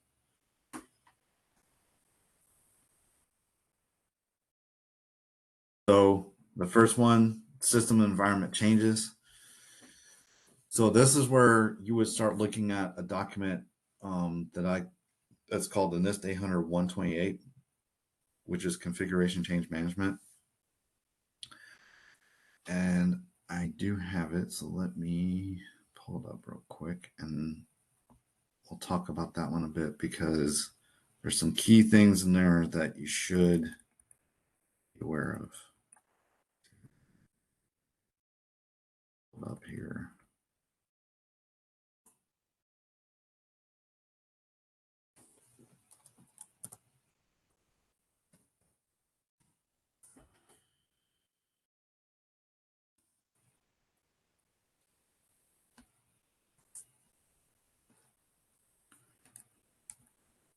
Okay, so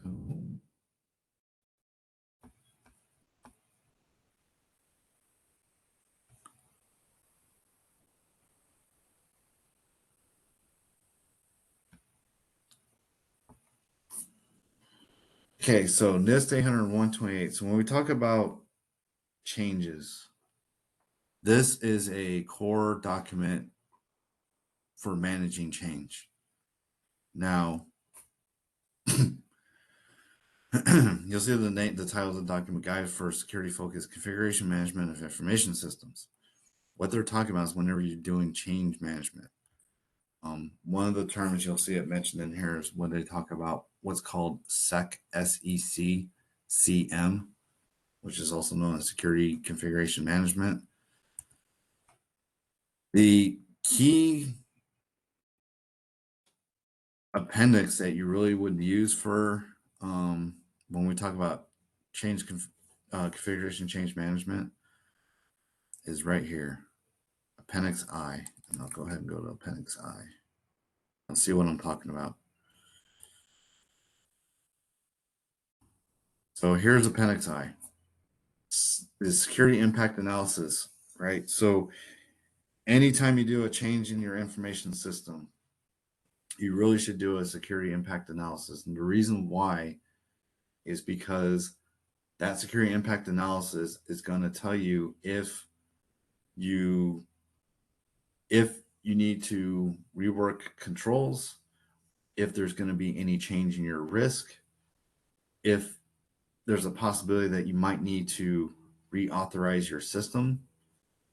That's what this document, by filling out this template, that's what it's going to indicate to the system owner / program manager or the information system security officer / information system security manager.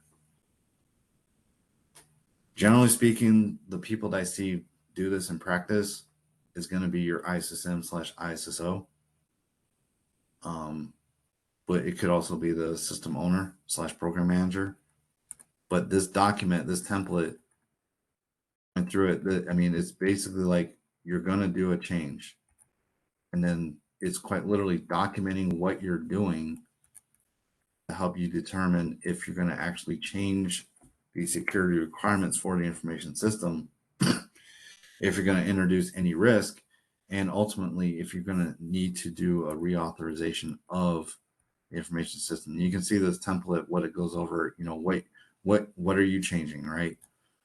I'm adding new workstations, I'm getting rid of some outdated hardware, et cetera, et cetera. It's a list. The thing to keep in mind, I kind of mentioned it when I talked about risk assessments on the first day, when NIST has like a list of something. By no means, like if you don't see it on this list, it doesn't mean that you're not doing a change. They even kind of they account for that, saying other change.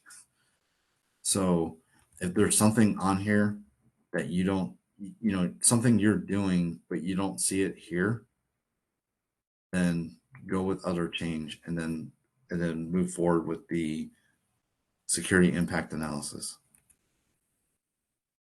I mean, they even get into devices, they get into any kind of testing, and then the final analysis. Now, generally speaking, from what I've seen, is when a security impact analysis is done, the ISSO or ISSM or even the system owner is going to pretty much do tables 1 through 5. If it's a drastic enough change, then table 6 is where you get the involvement of a security control assessor. And they're actually going to they actually do an analysis and then do a recommendation. Now, who is this recommendation going up to? Recommendation in general is going to go up to your AODR or your AO in general. That's where the recommendation would go for any kind of changes that occur with an information system. Now, with the vast amount of changes that are occurring now, especially when we talk about things like zero trust, we talk about building elastic environments, it seems kind of insane that you would do that for any time you do a change.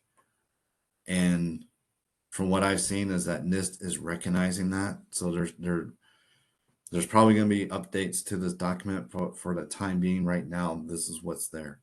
Anytime you do a configuration change, this document is the document that should be done for those changes to make sure you're accounting for all the security or non-functional requirements for the system that need to be in place, and you're not changing the security posture, therefore you're not adding risk, and whether or not you need to do a reauthorization for the system. Does anyone have any questions on that? And then on the attachment, they kind of give you a little guidance. Now, the thing to note with this attachment, it's based on Rev 4, not Rev 5. So what they're saying with this attachment to the security impact analysis is any of these changes and kind of guiding you towards what changes could occur with the security controls that are implemented for the information system. That's what they're getting at with this attachment. But again, like I said, it's based on Rev 4. They haven't updated it yet for Rev 5. So what's going to happen if Rev 5 gets updated and people are going to use it, or they're going to wait till 128 gets updated? Well, they'll have to update 128. Rev 5 Yeah. is really law of the land. Now, this is the problem, right? The Rev 4 has already been officially sunsetted. As a matter of fact, they sunsetted Rev 4 back in 2020, I think. Okay, so what do you do? That's kind of, yeah. This is the issue that you'll see with NIST publications, is that they're not always quite in sync when they do changes. So I know why they do it that way. They make them modular so that they can change something and it doesn't affect something else. But the problem is that there are a lot of dependencies they put in place between all these different NIST documents. So when they do a change like NIST 853, when they move from Rev 4 up to Rev 5, there's a lot of documents that rely on the NIST 853, and they didn't update. And this is one of those documents. They haven't updated it yet. Yeah, it's kind of a problem, but This is good. This is still, I would say, even if you're on Rev 5 right now, this part right here, the attachment to the SIA, it's still useful, but you'll have to kind of tailor it to your needs if you're on Rev 5.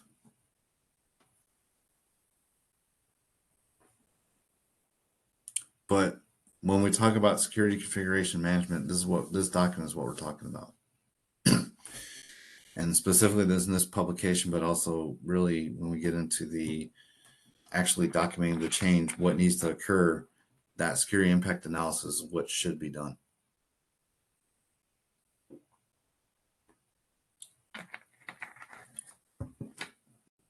Now we go back to that task, and I'll show you.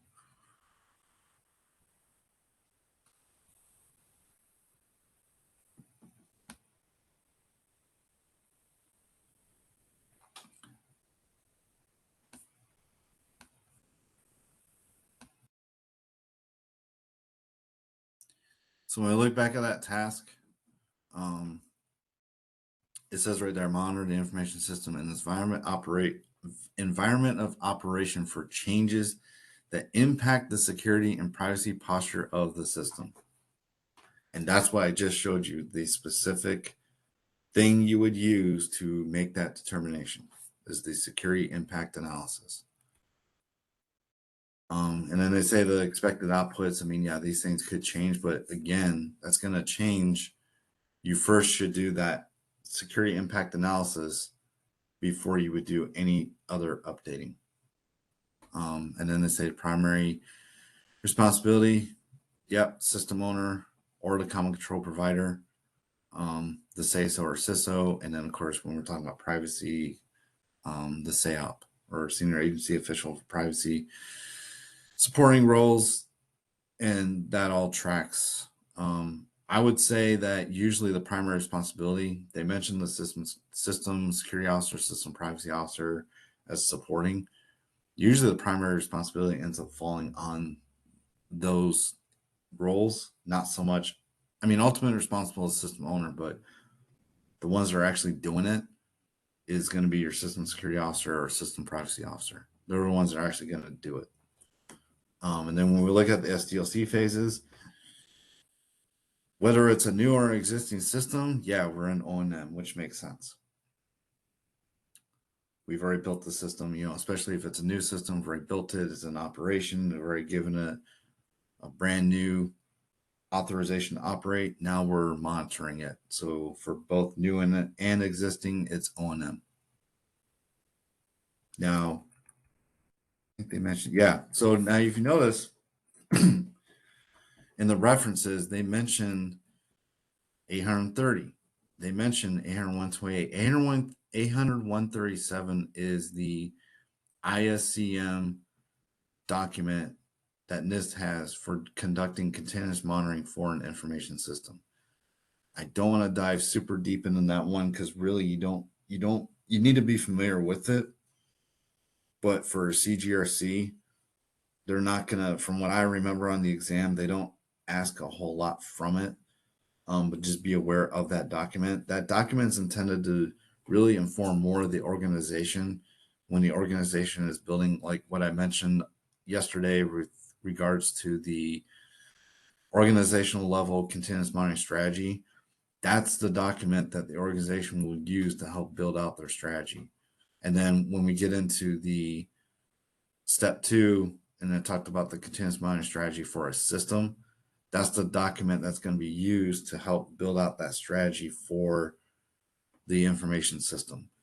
You're not going to really use it a whole lot when we talk about actually doing the monitoring, right? Because you've already laid out what your strategy is going to be. The 2 key documents that you probably would use in this is when we talk about NIST 830, which is risk assessments, and NIST 801.28, which I just showed you, specifically the security impact analysis. Those are the primary documents you're going to use when we talk about this task.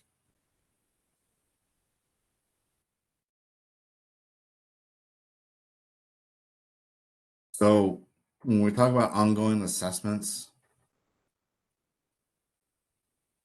So when I talked about the security assessment plan that the control assessor does, I used the term in there and I said the term periodicity.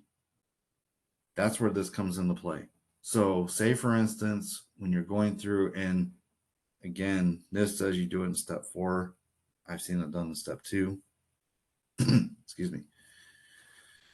But when the security plan is being built for an information system, or security assessment plan, I should say, security assessment plan is being built for, or is being made for an information system. One of the things that should be included in your security assessment plan is quite literally how often these controls should be assessed. And then when you get into this part right here, step 6 monitor, that's where these assessments are going to occur, right? So for instance, say the assessor in step 2 or step 4 says on the security assessment plan, hey, I want to assess these controls. I want to assess AC1 as a control. I want to assess it every year, but I want to assess AC2 every 6 months, right? That when that determination is made and you get into step 6, that's where this comes into place. All this is saying is that the control assessor is going to reassess the controls on a periodic basis, whatever that periodic basis is.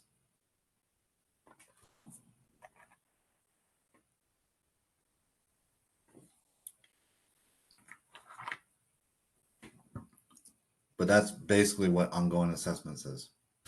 And you notice the primary responsibility is the control assessor, and then you got those supporting roles.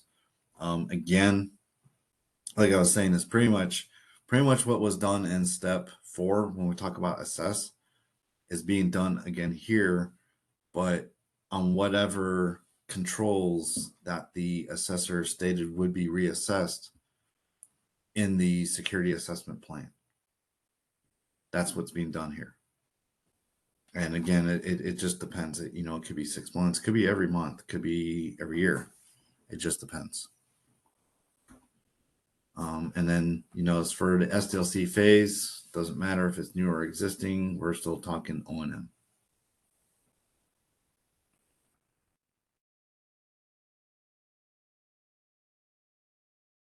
Ongoing risk response is the next one. So what this is getting at is, say for instance, the assessor is doing the ongoing assessments and they find that, oh crap, something went non-compliant. Like I mentioned before, with something that goes non-compliant, a risk assessment should be done. And as part of that risk assessment, there's going to be the determination of risk, and that is going to drive what the risk response will be, right? So for instance, if something went non-compliant and we looked at the risk for it, and say the risk of that non-compliance ends up being determined to be very low, the risk response could be, again, from the authorizing official, and they mentioned right there the primary responsibilities, authorizing official. The response could be, you know what, I'll accept the risk. Could be. But say they do a risk assessment and for something that went non-compliant, and they say, you know what, the risk is now high. That's where the authorizing official could say, okay, well, the response is going to be, we need to mitigate it, right? You need to do whatever you need to do to make that control compliant, to mitigate the risk down to an acceptable level. One of the other, another possible risk response could be the transfer to risk, and the other one could actually be risk avoidance. It just depends. It depends on what got determined, on what caused the non-compliance, on what caused there to be risk change, risk present now where it wasn't before, or at least it was mitigated down to a lower level, and what that response is going to be, or what risk action is going to be taken now regarding that risk that's been discovered. That's what this task is talking about.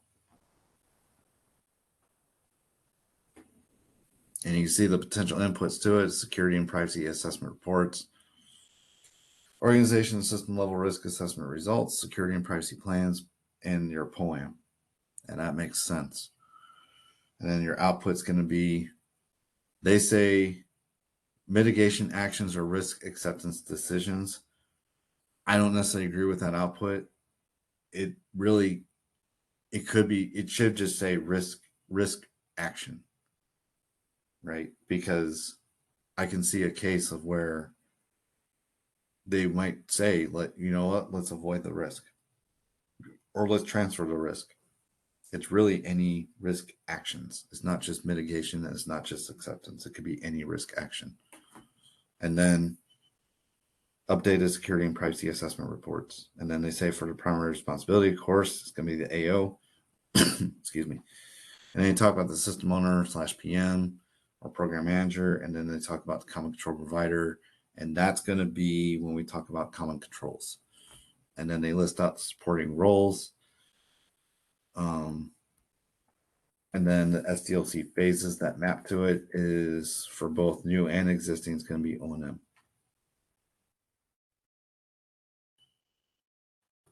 So the next task is they talk about authorization package updates. I mean, this one is, know that NIST says this is a task, but to be quite honest, like, this kind of gets done when we do some of the other stuff that we talked about with Monitor. It's not necessarily like, I've never seen it where it's like a separate task. They say, okay, now you've done this with the risk response. Okay, now we got to make sure we do the authorization package update. I mean, sure, they want to make sure that any changes that occur, that you actually do update the authorization package, but I've seen it done kind of like what we're talking about with the step 5 when we talk about the risk response and the authorization decision. I mean, yeah, they break them into separate tasks, but I mean, in practice, I've seen it just done at the same time. And this is another case of that. I've seen it done at the same time. I haven't seen it broken out separately. But yeah, this is what they say is the potential inputs to those package updates. I mean, that makes sense. It's stuff that's in the package, and then the output is you update the package. The primary responsibility for that, they say the system owner. In practice, I've seen it be not so much the system owner, but the one actually doing the update would be your information system security officer or information system security manager. And then, of course, when we're talking about common controls, that would be your common control provider. And then the SDLC phases that map to that is for both new and existing, it's going to be your O&M.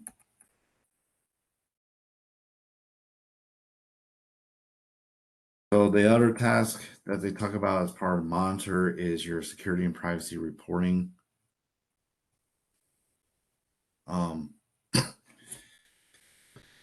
I haven't really seen this done in practice. Not to say that you shouldn't do it. I think you absolutely should. But all this is getting at is every so often, and really in my mind is it would probably be up to the authorizing official as to like how often that is, or the organization. But every so often you're going to basically report on the status of your information systems, the posture of your information systems. And it says right there, report the security and privacy posture of the system to the authorizing official and other organizational officials on an ongoing basis in accordance with the organizational continuous monitoring strategy. All we're saying is that every so often you're gonna generate a report and send it up to leadership. That's all they're saying. There's not a whole lot involved in it, and for CGRC, they're not going to really dive too much into this one because again, this task is pretty subjective. It kind of depends on what the organization wants to do. The organization might say, "Hey, I want to report." Authorizing official be like, "I want to report every month." Maybe they want it every 6 months. It just depends. In practice, I haven't really seen this too much. We actually, DoD kind of does it ongoing. I've also seen it where it's like an actual report that goes up. It just depends. But that's what it is. You're just reporting. You're reporting the status of the system when we talk about the security and privacy posture. That's all you're doing. And then the O&M or the SDLC phase for it is going to be for new and existing. It's going to be O&M.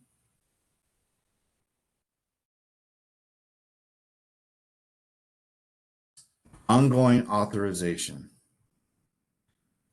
So I haven't seen this actually being done in practice, but this one gets a little interesting because what they're talking about with an ongoing authorization is they're talking about instead of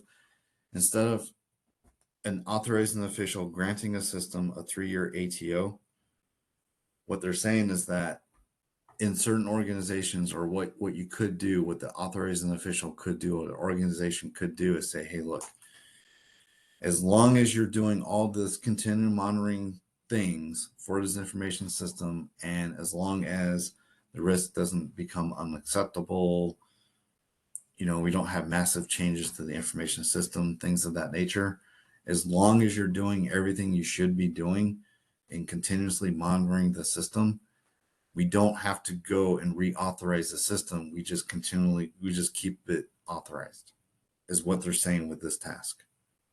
So what that means is that as long as all these continuous monitoring activities are being done that the organization wants to be done, you don't have to go through you don't have to every 3 years go through and reauthorize your system or go through the entire RMF process all over again.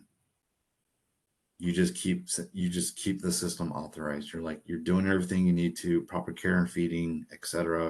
As far as, especially when we're talking about cybersecurity and privacy, and there's no changes in risk or anything like that, then keep it authorized. That's what they're saying with this task. I haven't actually seen it done. It is possible to do, but I've never seen it done.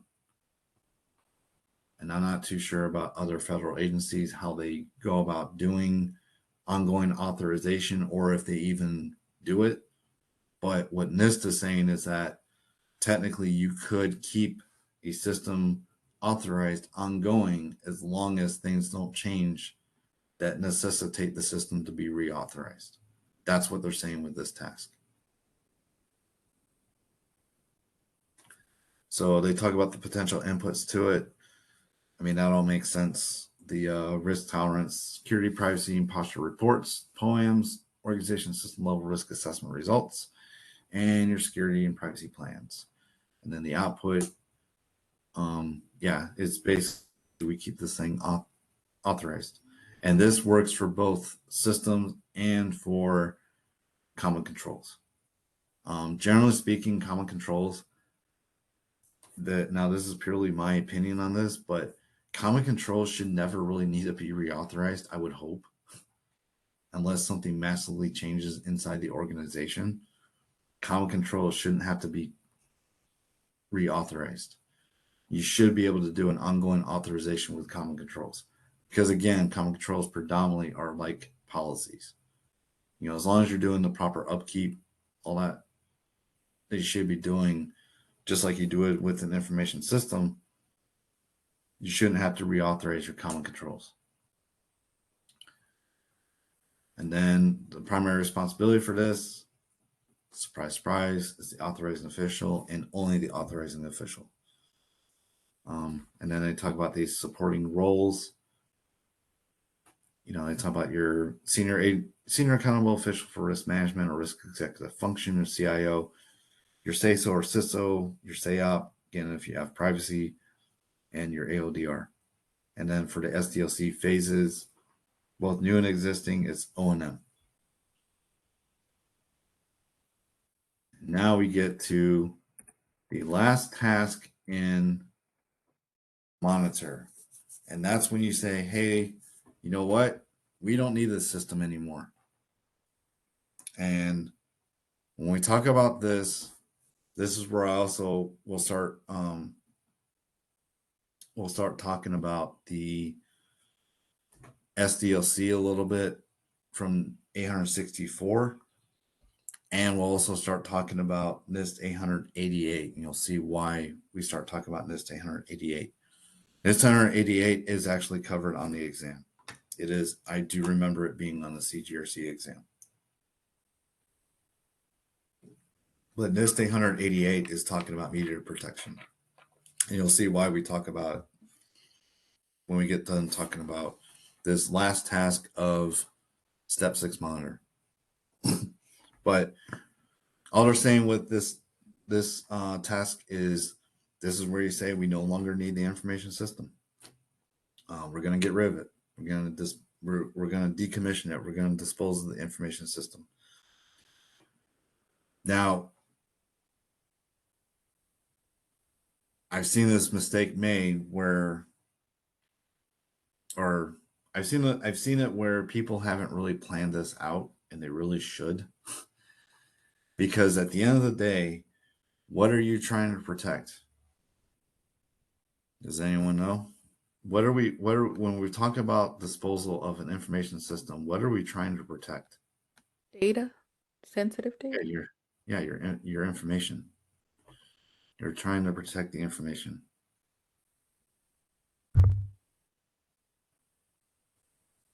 And I see a question in there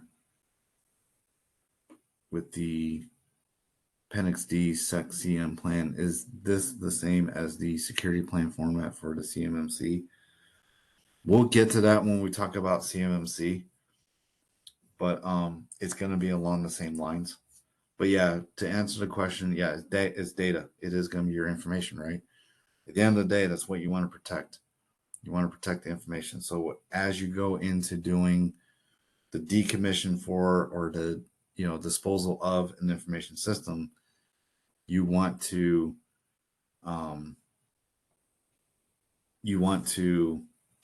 make sure that the information is protected. And that's, like I said, that's where we'll kind of get into NIST 888. And I see there are some comments in here.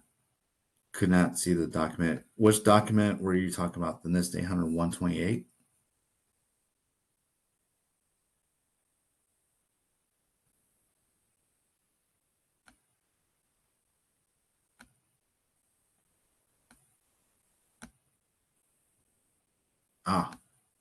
We can go back to that real quick. Let's see here.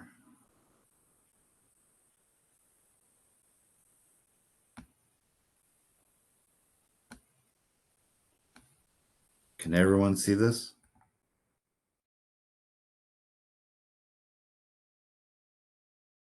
Yes, we can see it. Okay. All right. Yeah. So 800-128 Appendix I. Go to that real quick.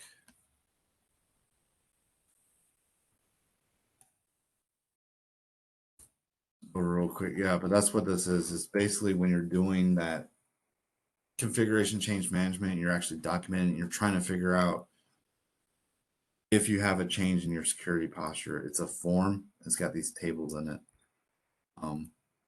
I've actually taken this before and I've turned it into a Word doc. I've also turned it into a PDF form for people to fill out, because how else are you going to do it unless you handwrite it?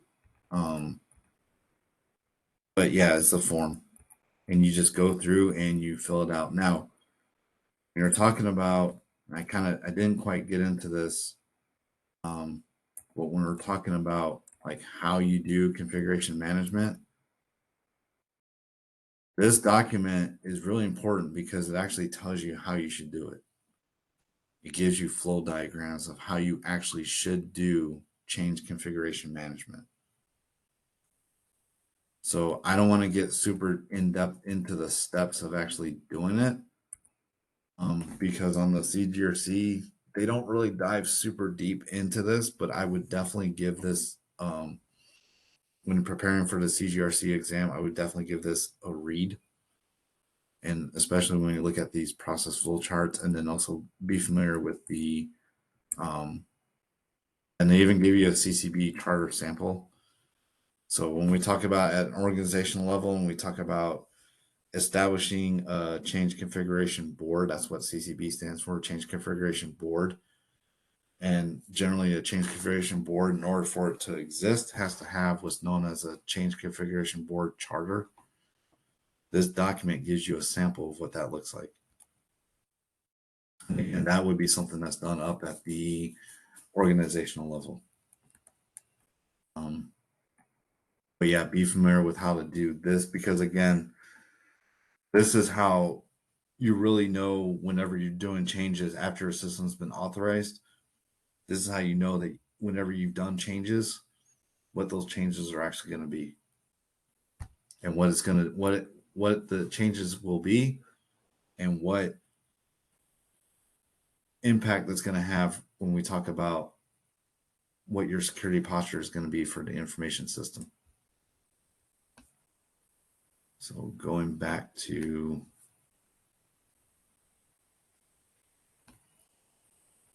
$837 Rev 2, and then yep, we're on that last task, system disposal. So excuse me.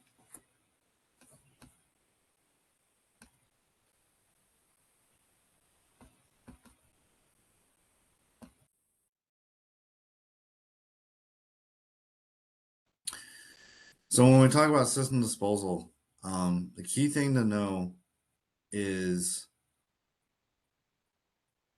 when you're doing the system disposal, it's not just, hey, we throw this stuff in the dumpster, right? There's got to be like an actual methodical process that needs to be gone through to make sure that the information is protected. That's what this task is all about.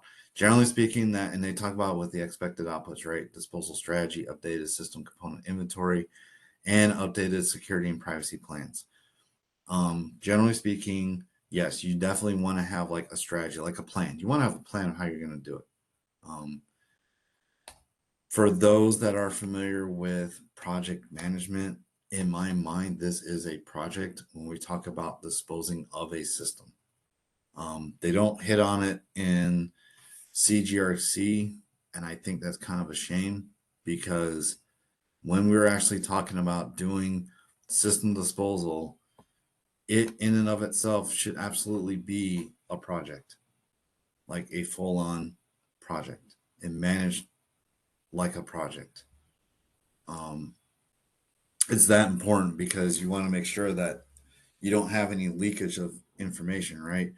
We just took the servers and whatever that has the information in it as part of the information system, just throw it in the dumpster, and then someone could easily dumpster dive and pull it out, right? And we, all this stuff we've done up to this point to protect the information is all for naught, and that would be a shame. So this task right here, when we talk about the system disposal, I mean, it is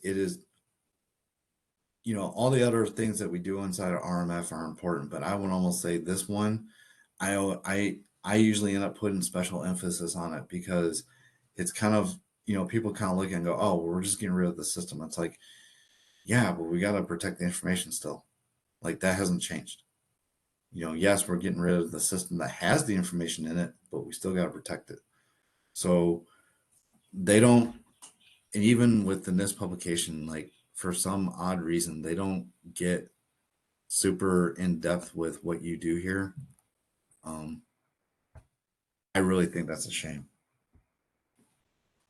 I think that it's really important, because we got to make sure that that information is protected. Now, you will notice, I said it before, one of the references they talk about is NIST 888. Now, that actually is covered on the CGRC exam, and we'll dive into NIST 888 right after the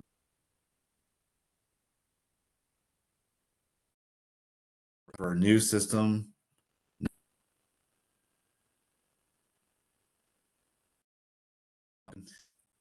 But for an existing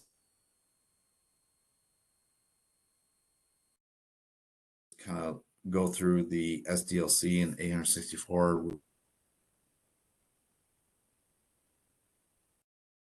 Beginning of 864, but there's a chart. Actually, you know what? We can do that real quick.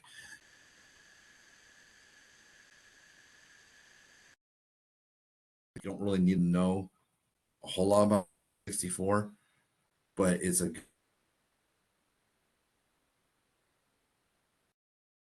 to know where that's coming from. And on the CGRC exam, they don't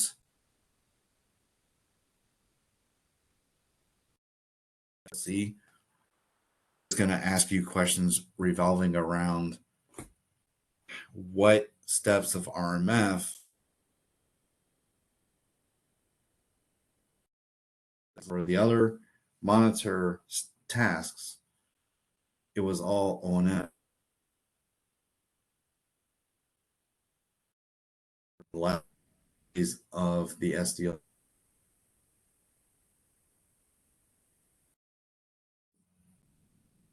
Close that. Close that. Close that. And close that.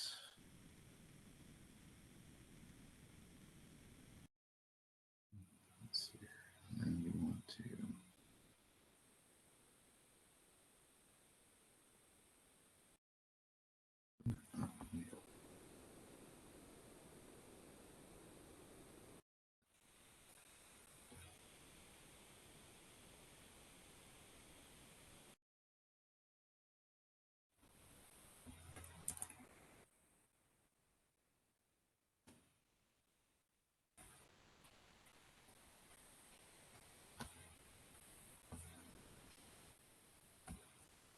All right.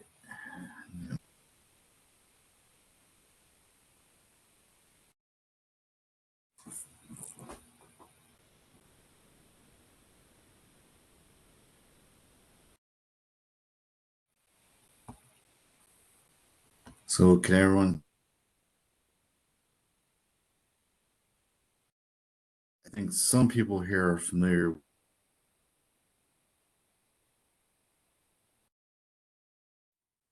This is the 864, and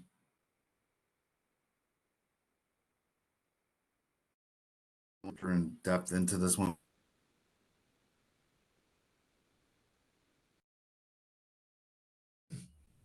The SDLC phases that they're talking about as part of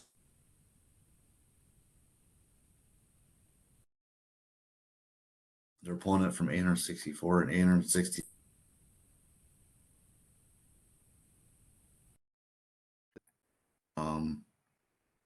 And there's a lot of good stuff inside of it.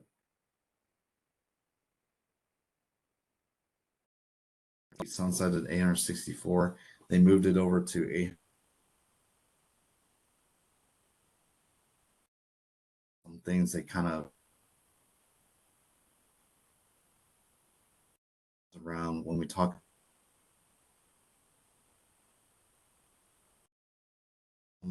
things like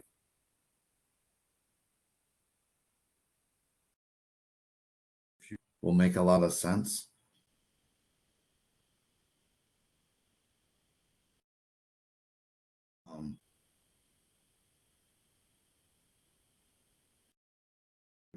Browse of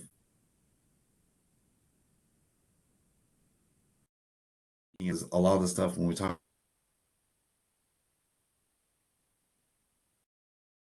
this, knowing how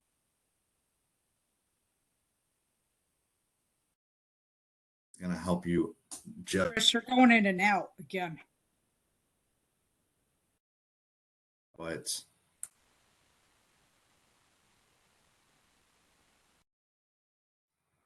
so when we talk about the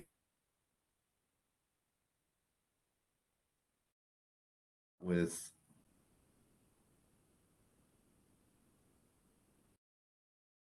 I guess they're moving to development act. Last one that we just hit on.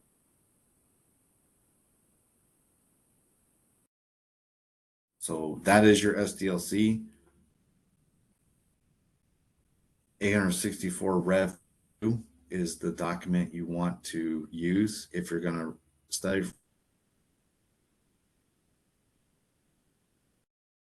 some of the stuff that we're talking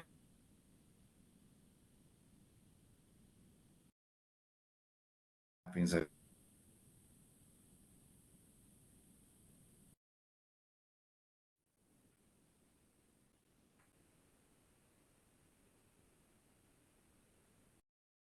With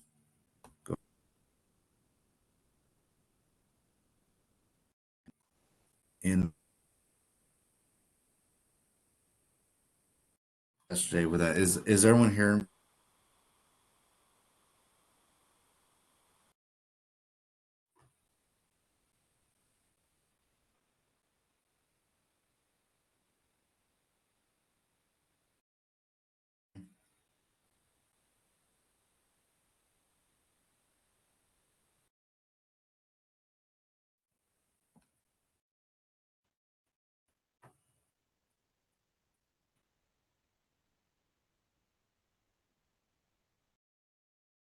We're having the same issue.